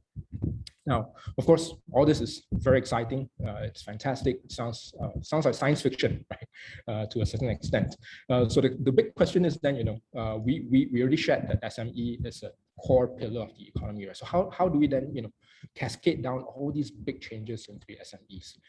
Again, looking at the studies that we've done with our counterparts, we see that across the board, a lot of it, it's the same challenges and the same issues, right? So SMEs are obviously aware of the need to digitalize. Entrepreneurs, founders, business owners know what are the advantages and the efficiencies and the productivity that comes from adopting digital. But then again, even with that knowledge, there are certain challenges. And with these challenges, we do think there are certain recommendations that we would like to make, and I will run that down later. One thing as well we see is that even with the current digitalization effort among SMEs, a lot of it is primarily focused on the front-facing part of the business.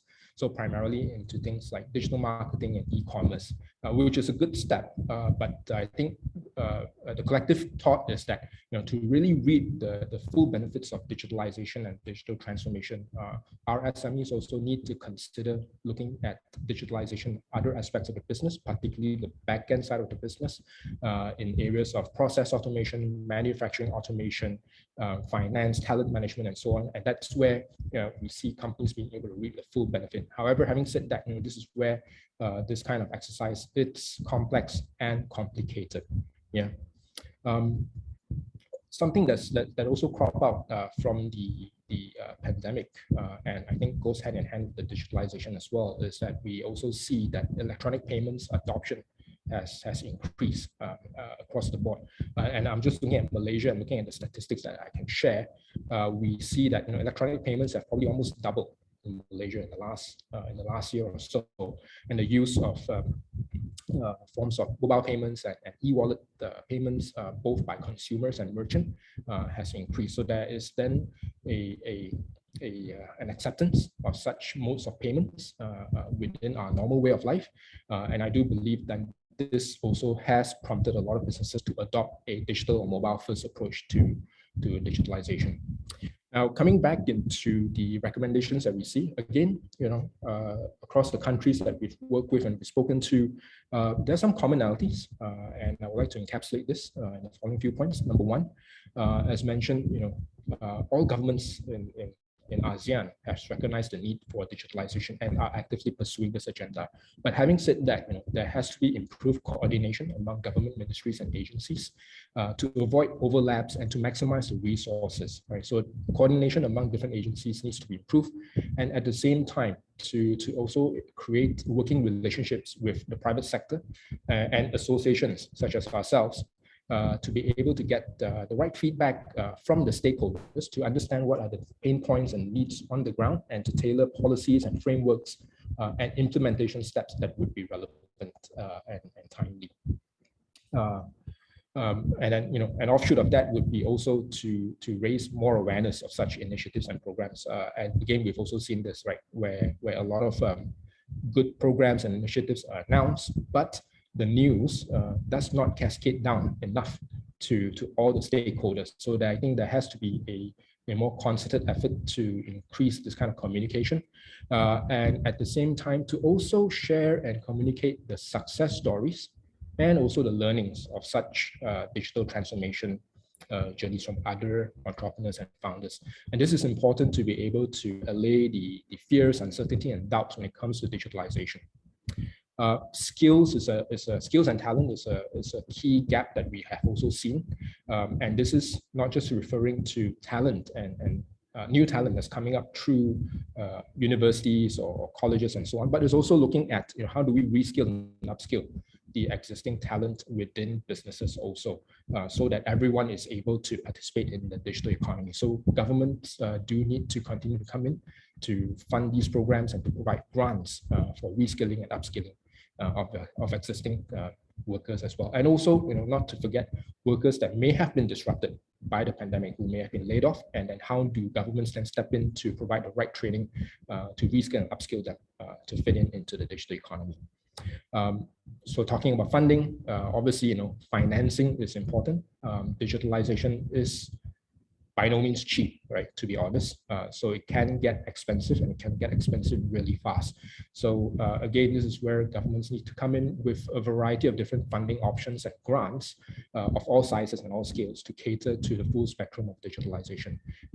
And on top of that, of course, also to ease the processes in terms of getting these funds to be dispersed quickly. Then we look at the technology itself, right? So a lot of SMEs may not be very fluent in the digital literacy.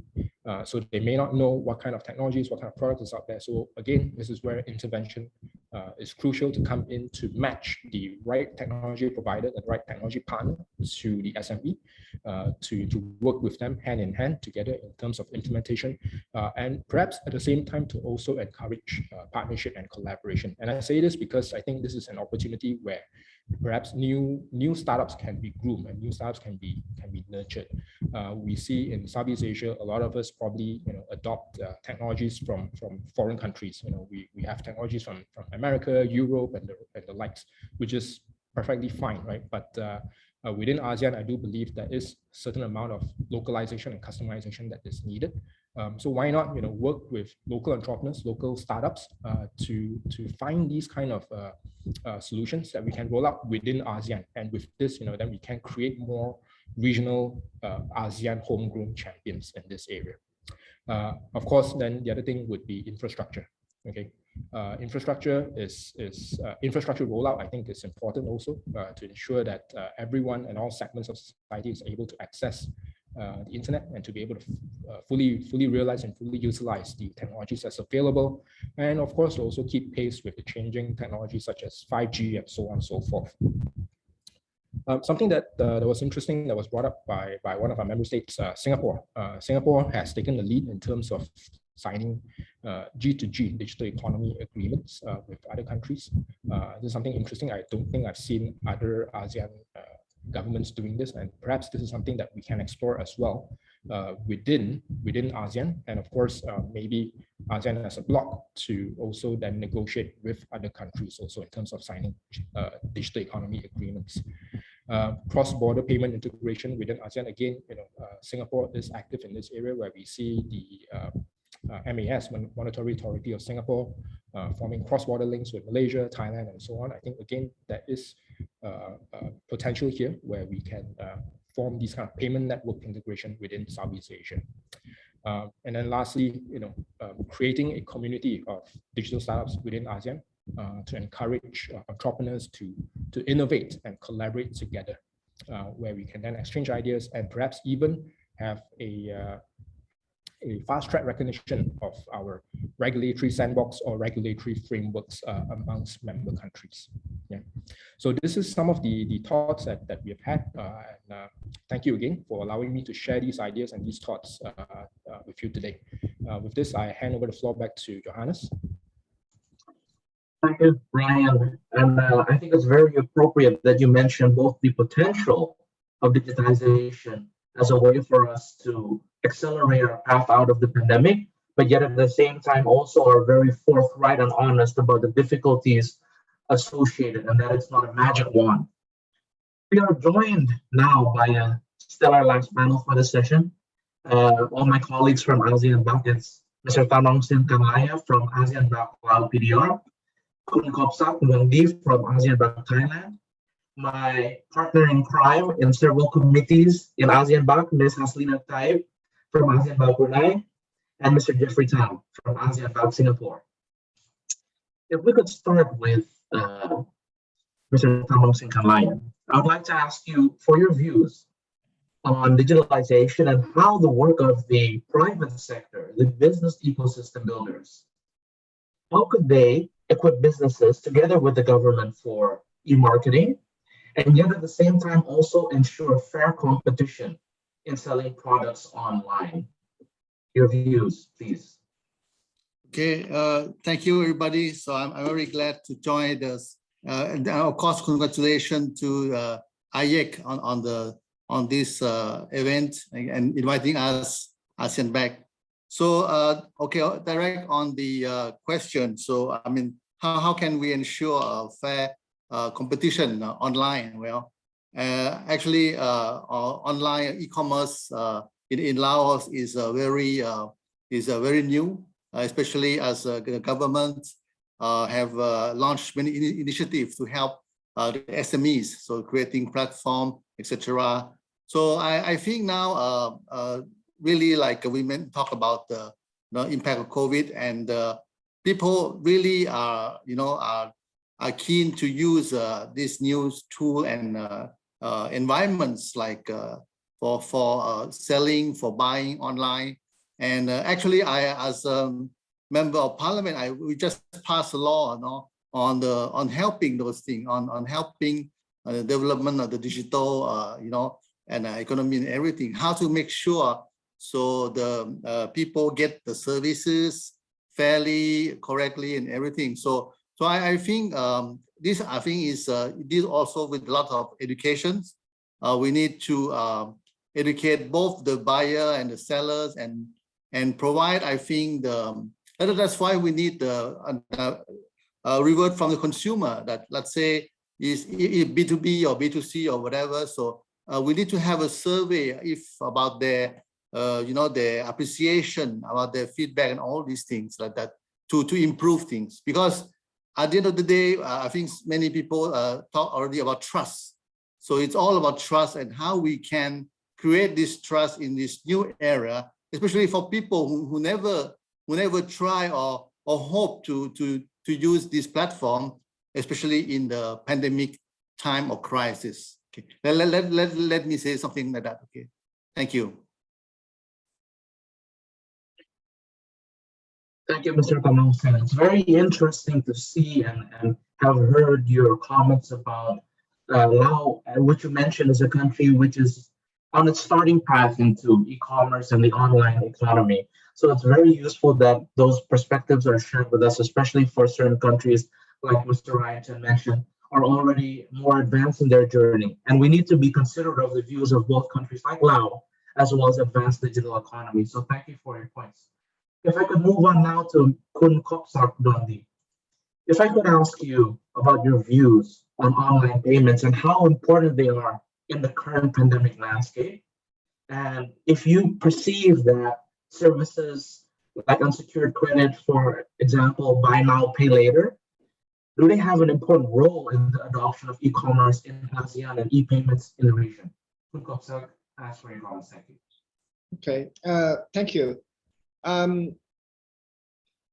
On the digital payment, I think, or online payment, this is one of the combination of the digital economy, and I think that several countries has been quite developed in this area, but there are big difference between country in ASEAN also, and on the it is important that if we look at the digital payment, we have to ensure that there are a lot of things to be done at the same time. One is on the cyber securities. The other one is on the personal data protection. This have to be going together. Actually, because of the COVID-19 pandemic in Thailand and in the region, Thailand, the digital payment has been increasing substantially during the past 2 years. And we have a lot of people are now using the PromptPay, which is a digital payment in Thailand. And then it has been increased in terms of number of people registered for digital payment and also the volume of the transaction. And the average volume per transaction has been quite reduced. It means that people are using for their normal payment day to day. And I think it's important that this is the very important on the building the strong landscape. I mentioned to you it's important that cybersecurity is important, and also the PDPA is important. And at the same time, the national payment infrastructure has to be built in order to be able to do cross switching between different financial institutions in the country and also across the border. So this one has to be working together at the same time, but it really involves a lot of and big investment in terms of the national switching. So this has to be supported by the industry and also by the government to do this one. And right now, in terms of the ASEAN, as mentioned by Ryan, right now the digital payment in ASEAN has been growing in terms of connectivity. Thailand has a lot of digital payment connectivity with various countries in ASEAN and also outside ASEAN also. We already have with Singapore, I think with Laos, Cambodia, and Vietnam. And then we are about to have with the Indonesia and then Philippines. We already have, I think, with Malaysia. We also have with Japan, and then we are working with few other countries also at this moment. So in terms of the digital payment, I think it's growing, but the landscape and cybersecurity, I mentioned to you, is very important. Yes. Okay, thank you. Thank you, Khun Kopsang. It's great that you echo also the comments made by Ryan Chen about trust and how trust is created by safety in online payments transactions. Without that trust, adoption of online payment methods will be minimal. So thank you for your comments. Next, I'd like to move on to a friend of mine, Madam Haslina Taib, member of ASEAN Bank Brunei. Madam Haslina, could you give your views and your comments, please, about mega trends in business digitalization that have been spurred and triggered by the pandemic? And what do you think the future of digitalization will look like post-pandemic? Your views, please. Thank you very much, Hans. I was going to say, are we doing any crime? If anything, to actually pass forward digitalization is a crime, oh, well, let's bring it on. But special salam sejahtera to Yang Mulia Nuriani Fatin Arifin, ASEAN Young Entrepreneurs Council Chair, and a very good friend of mine during Abac years. So, and esteemed Joint Business Council members and advisors, distinguished guests, ladies and gentlemen. You know, for the last, I guess, 2 years now, 2 COVID years, many countries have made a major digital leap during the crisis. As technology took the spotlight to keep business running, learning, social life connecting, you know, and essential services flowing. And that doesn't exclude SME. In fact, SME is a lot more adaptable in this term, especially the young entrepreneurs.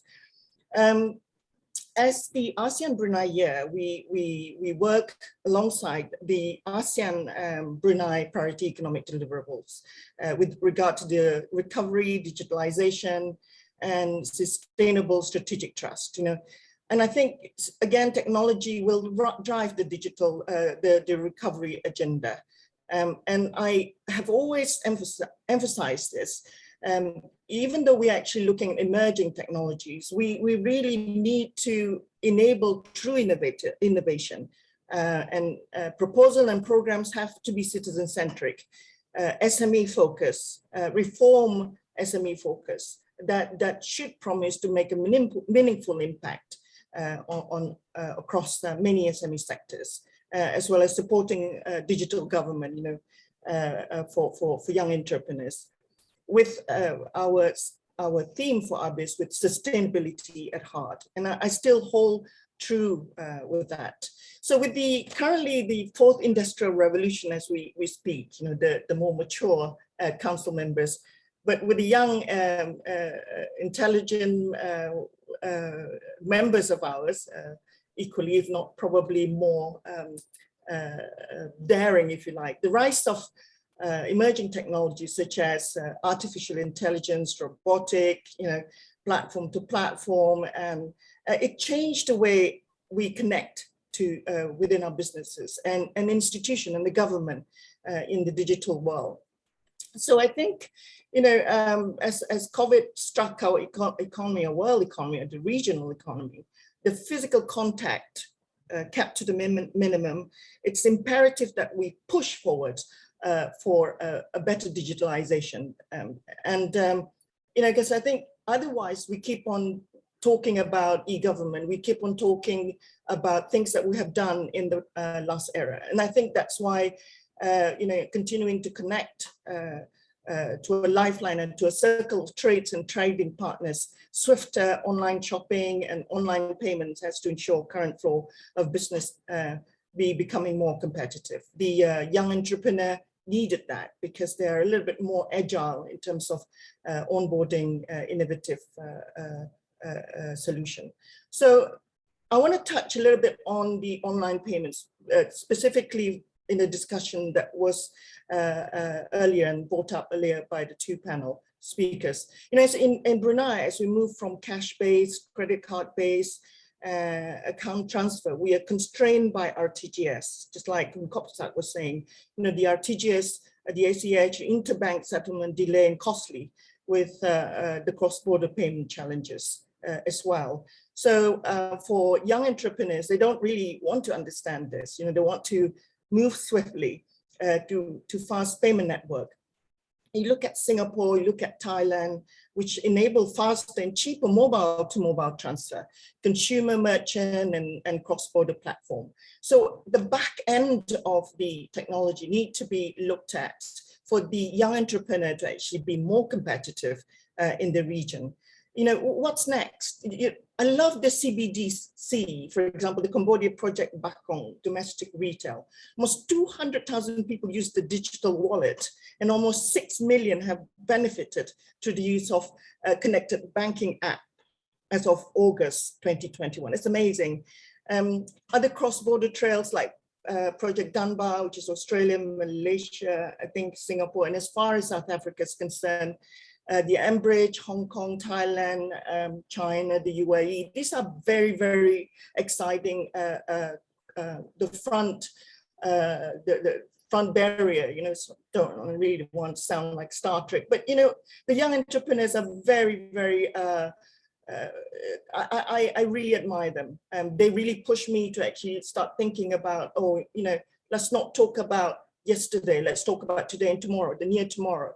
So in Brunei, we're hoping to support the nation, especially in particular with the launch, the pressure from Kun Kopsak this morning as he signed an agreement with the you know, chambers of commerce across the region. We wanted to move towards cross-border, towards a swifter change in terms of affordability for young entrepreneurs to be competitive in this region. And of course, I'm not going to actually end my opening by saying blockchain technology could boost the global and regional economy. You know, with the raising levels of tracking, tracing, and trust, they could eliminate the middleman, remove the needs for central agencies that manage payment processing. And young entrepreneurs just love this, you know, just they don't really understand the gaps, the blockages, the you know, the screech, the brakes, you know, there is a real chance for young entrepreneurs to be successful in this next generation, next leap forward. So, and the assurance played by blockchain technology can greatly impact regional economy if used correctly. I just want to stop by adding one more thing. So, you know, this we mentioned about the buy now, pay later. It's becoming more popular payment method. It actually matches young entrepreneur back-to-back financing, if you like. You get the products, you deliver the products, payment are made, and the consumer pay them. It's a back-to-back arrangement as far as trade is concerned. So it's huge in e-commerce space in Asia. It's a short-term financing, like I said, you know, allows consumer to make a purchase but pay it later. I think there is a study, I can't remember the, is it Pine, one of the ASEAN leading merchant commerce platform, is going to be expected to raise BNPL, buy now, pay later, is going to be expected to increase rapidly over the next few years, and it's going to stay. So I'm going to stop there for now. Thank you, Madam Aslina. I think it's fantastic that you underline the potential increasing importance of BNPL in the future. We're moving very quickly now into a period of financial services where the definition or trackability of collateral does not have 100% correlation to the creditworthiness of a person to be given unsecured loans. So thank you for your views on that. would like to now give the last slot for Mr. Jeffrey Tan, member of ASEAN Bank Singapore, to give his comments on how business associations like AYEC, like ASEAN Business Advisory Council, should ensure that their respective members work closely with the government to ensure that processes are aligned, are digitized, and efficient. The floor is yours, Mr. Jeffrey Tan. Hi, good afternoon, everybody. Chairs, distinguished guests, it's honored to be here, invited by Ayat to address this session on digitization.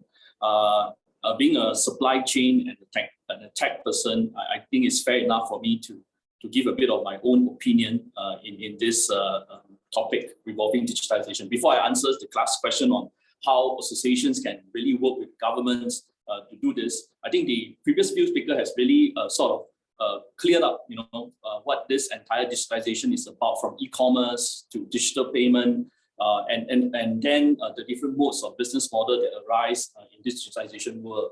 And one of the very critical part that I think was mentioned by the first few speakers is like, how can businesses be able to really get themselves a fair play in this entire e-commerce, which I prefer to use the word digital commerce world, right? Because it involves social commerce, it involves mobile commerce, it involves the new way that media, like live streaming, is selling to the consumers. So one of the things that we do, or in the organization that I work for, we created a platform that actually allows the small, medium-sized enterprises to use the platform to link themselves to this different type of marketplaces, so that allow them to sell and manage their inventory, manage their promotions, manage their digital catalog that they have, to really create equal, fair ground for businesses to work on this. And if you look at this entire value chain, what is happening is that, where the last speaker mentioned about the buy now, pay later, you talk about digital payment. This is actually a field that's been disrupting, and I have definitely encouraged young entrepreneurs to really jump into this field. If you look at what is happening now, it's actually moving along the entire value chain, where, in the supply chain world that we play, we actually do know about this buy now, pay later concept, which means that suppliers are not being paid by the manufacturers, and the products goes out, then that's where the supplier get paid. So this is an entire ripple effect down to the buy now, pay later. If you could control the cargo flow, and you're aware of where the products are, and you can control the information flow, then the financial flow will be very well controlled. The entire setup of this opportunity that lies in this field is in the actual supply chain, the trade that's actually happening on top, and where supply chain needs to move the cargo. So if you are able to control this entire value chain, you have a better play in determining whether the buy now, pay later concept is a safe play for releasing the payment all the way down to the very end supplier. And this is where the businesses and the government should actually work together in creating such platform, curating buyers, sellers on a single platform, on the credibility and building the trust that businesses through association has with the government to facilitate such digitization process. A lot of the investment that businesses has been put into is going into the entire region in terms of logistic infrastructure, digital infrastructure. So this is where the opportunity also lies for our young entrepreneurs to really venture into this space, where it is a whole new world of excitement if you look at it. Not purely just from the fact that digitization is really changing, but the business models that are coming up are actually enabled by digitization. They're actually disrupting the world. I'm not too sure how many people here today in this conference holds a digital wallet. I myself, I'm in the mid-40s of my time. I was actually playing with the digital wallet for the last 1 year. I own some cryptocurrency. I trade with the cryptocurrency, and I pay using a cryptocurrency Visa credit card. So it's not too late to learn. I mean, even at my age, I'm also learning, and it's a whole new world to me. And if you are keeping abreast of that situation, even Facebook has actually jumped into the metaverse kind of concept that they wanted to roll out to the world. It will become a world after the pandemic where digital and the physical world becomes an entire digital twin. And this is where the opportunity will lie for all businesses to really jump into this area. And hence, I stop my presentation here, and I leave it to the rest for comments. Thank you. Thank you very much, Mr. Jeffrey Tan from Abac Singapore. I think your comments are so insightful. You mentioned and echo some of the comments made by Madam Hasina, cryptocurrency, blockchain. These are all things that in the post-pandemic future, AYEC, Abac, and respective ASEAN countries must learn how to leverage very, very well in order to accelerate our path and become competitive on the world stage. Kun Kopsak, I see your hand up and I would like to give the floor to you for your intervention. Please go ahead. Yes, thank you very much. I just would like to say that to add what Hasmina just mentioned, the ASEAN Bank has already launched the project called Digital Trade Connect. This is to transform the trade from the paper and manually processed to digital end to end. And what we do is that we are using the ASEAN cooperation platform to creating the regional standards on the digital trades. This will make the better use of, this will gain the full benefit of the digitalization. And this, so what we are doing is that we hope that by next year we will have the pilot live project on the digital trade transaction between some countries in ASEAN. And now we are working together with Singapore on the digital trade transaction between the National Digital Trade Platform of Thailand and also NTP of Singapore. And then we are also working with the trade walls from Japan. So this will help transforming the trade transaction to digital. And this will address the issues on the access to finance for the SMEs also because of the digital transaction. So banks will feel more comfortable in providing the financing for the SMEs. And this will also creating the historical data, which will help the SMEs also in terms of getting financing. And at the same time, in Thailand, we are also working on the domestic trade. Now, the Thai Banker Association is working together with the Thai Chamber of Commerce and the Federation of Thai Industry to bring the supply chain to digital. And we are working on the digital supply chain finance at this moment. We plan to announce this one maybe by next month on this one. And then hopefully by 2022, we will start using it for some big supply chain in Thailand. And later on, it will be expanded to some others also. So this is a way to go in transforming to digital transactions. Thank you. Thank you. So I think there's also an obligation on us as members of ASEAN Business Advisory Council to perhaps inform the members of AYEC and their respective membership of the great projects like you mentioned, Digital Trade Connect, that are being conducted right now. And I think that having access for MSMEs to leverage these projects will help them being adopted much, much faster across the ASEAN region. I'd like to thank the panel, Mr. Tanong Singh Kanlaya, Mr. Kopsak Duangdi, Madam Haslina Tayyip, and Mr. Jeffrey Tan for their well-appreciated and insightful comments, and also the lead on this dialogue, Mr. Ryan Chen. I will now take the opportunity to hand it back to our Master of Ceremonies, finally. Please go ahead. Thank you very much, fellow panelists. I think well due for us to please join me in applauding Mr. Johannes Lukiman, the ASEAN Young Entrepreneurs Council member of Indonesia, for excellent moderation. It is very rare that I get to meet a moderator who's very strict on timing, and I thank you for the panelists for also being engaging and being able to share your insights throughout, both from our colleagues from the ASEAN Business Advisory Council and the ASEAN Young Entrepreneurs Council. I do look forward in this next part of the closing session, ladies and gentlemen. We'll now summarize the session with a reflection and sharing of key recommendations by Yang Mulia Nurliana Fatin Arifin, the President of the Young Entrepreneurs Association of Brunei, convener of the 6th ASEAN Young Entrepreneurs Carnival Brunei, Darussalam, and Standing Chair 2021 of the ASEAN Young Entrepreneurs Council, AYEC. Fatin, the floor is yours. Thank you very much, Fadli. Assalamualaikum warahmatullahi ta'ala wabarakatuh. Alhamdulillah, we have come to the end of the session today. I am personally heartened by the engaging and dynamic exchange between ABAC and AYEC this afternoon, and I have certainly learned a lot from all the insights. So allow me to just reiterate several highlights from our collective reflection and also just personal thoughts and also action forward.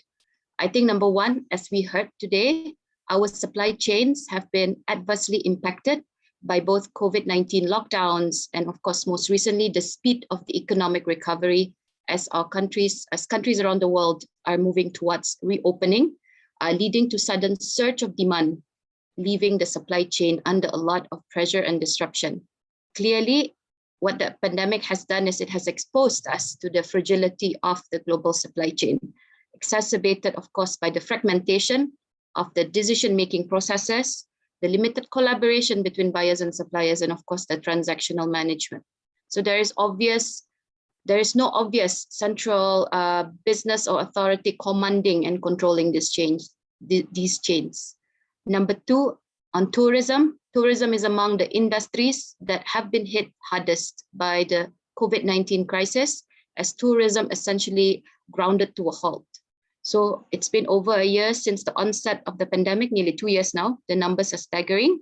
Globally, tourism destinations recorded 1 billion fewer international arrivals in 2020 than in 2019. And tourism, as many parts of the economy, is at pause. Pause reflect rest stage as we all grapple with the fact that change was needed actually in the travel industry, even before the pandemic took place. Now, the key question now is, how do we reinvent and build the concept of sustainable tourism that gratifies the traveler without being disruptive to the planet and others, as what my colleague Nicha has been raising today. Now on digitalization, Southeast Asia is home to some 400 million internet users, and 10% of which actually went online for the first time in 2020.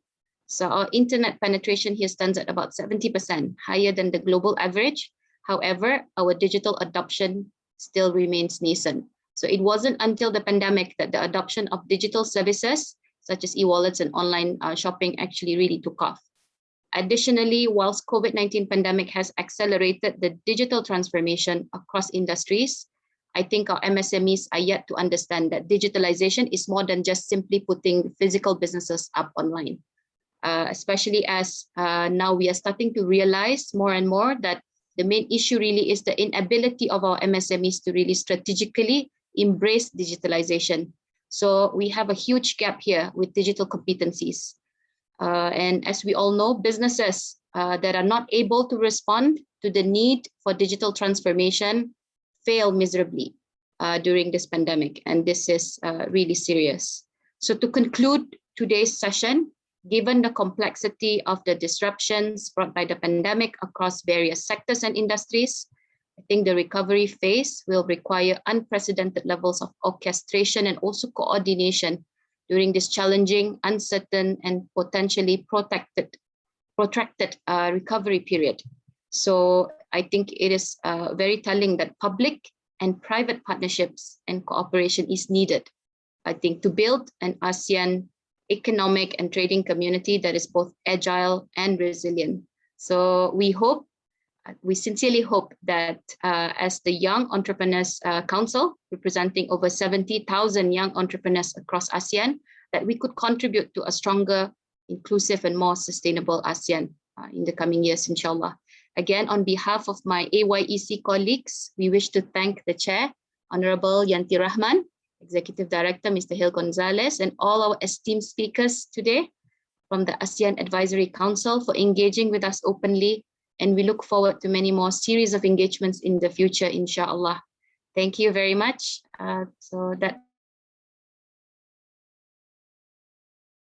Thank you very much. That was the session reflection and recommendations from Norliana Fatin Arifin. Ladies and gentlemen, it is now my honor once again to welcome the Honorable Yang Berhormat Dayang Siti Rozaimirianti binti Datuk Seri Laila Jasa Awang Haji Abdul Rahman, Chair of the ASEAN Business Advisory Council, to deliver. Answer my update. Back to you, Fadli. Apologies, I think there was some delay there, Fatin. Let me just welcome YB Yanti once again. It is now my honor once again to welcome Yang Berhormat Dayang Siti Rozaimirianti binti Datuk Seri Laila Jasa Awang Haji Abdul Rahman, Chair of the ASEAN Business Advisory Council, to deliver the closing remarks for this program. Please, YB. Thank you so much, Fatin, Fadli, and also Hans. Excellent moderating session this afternoon, and it's really on time. Not forgetting also our ASEAN Business Advisory Council family who actually joined us today. It has been such an eye-opening dialogue to see our Ayec members that have grown and thrive over the years. We know that our youth is today's world's greatest assets and the major driving force for a more sustainable future. I'm proud to see our youth in entrepreneurship relentlessly contributing to the AEC goals. You are our agents of change. You are the hope of the ASEAN's future. Now, it's very inspiring to see their strong motivation, energy, and creativity, and should not be wasted. And this is why we need to ensure the voice of this youth is included and involved in the policy-making process to make changes. So we're also not forgetting about the importance of inclusivity to ensure all women across ASEAN region, especially in the disadvantaged groups, in strengthened and supporting them through focused programs and also finance support. So our women are the major drivers in inclusive business as well. And lastly, the importance of digitalization as an enabler highlighted during today's dialogue. It is a hot topic every single time when we actually have a session.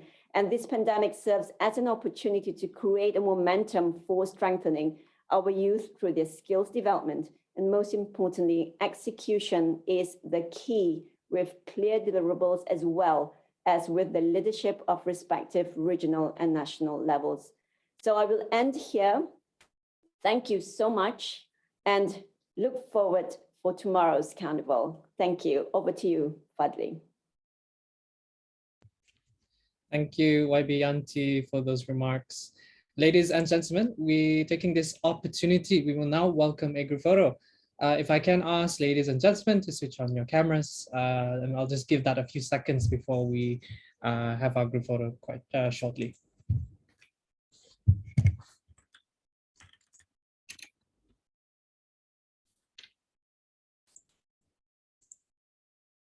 Once again, ladies and gentlemen, please switch on your camera for a group photo as a memento for this very first edition of the Policy Dialogue Forum.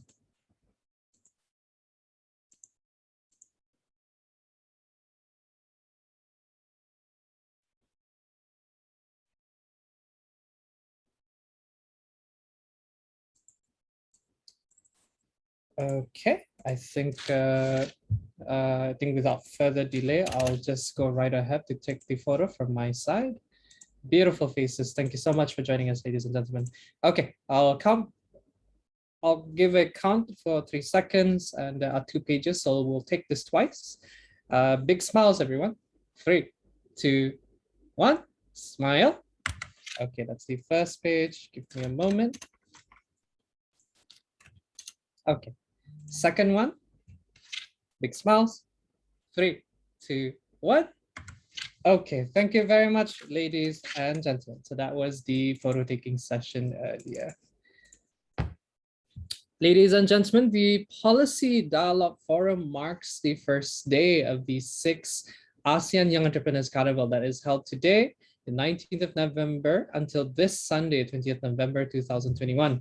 So we will be featuring a forum that will be open to public tomorrow, and the carnival that is now ongoing on the Hopin platform. So please allow us to share a showcase, a highlight reel in conjunction with the 6th ASEAN Young Entrepreneurs Carnival. A video will be played shortly.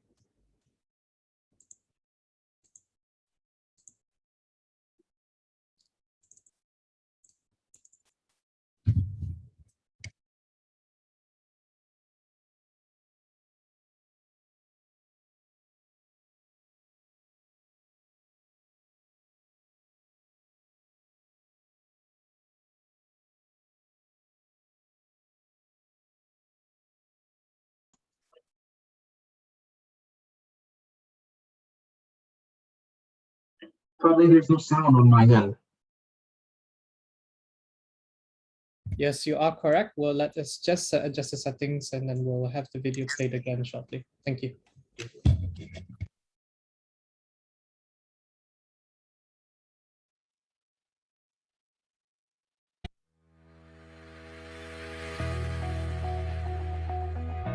The ASEAN Young Entrepreneurs Council was established during the 26th ASEAN Summit in Malaysia in 2015, endorsed by ASEAN leaders during the Kuala Lumpur Declaration.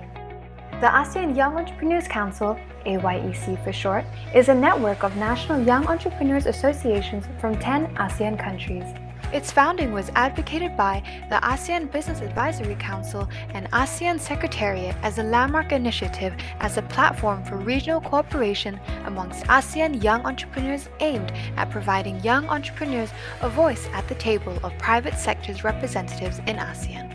Following the landmark initiative to include youth under the economic pillar by ASEAN leaders in the Bandar Seri Begawan Declaration 2013. The AYEC has also launched the ASEAN Young Entrepreneurs Association and the ASEAN Young Women's Entrepreneurs Club.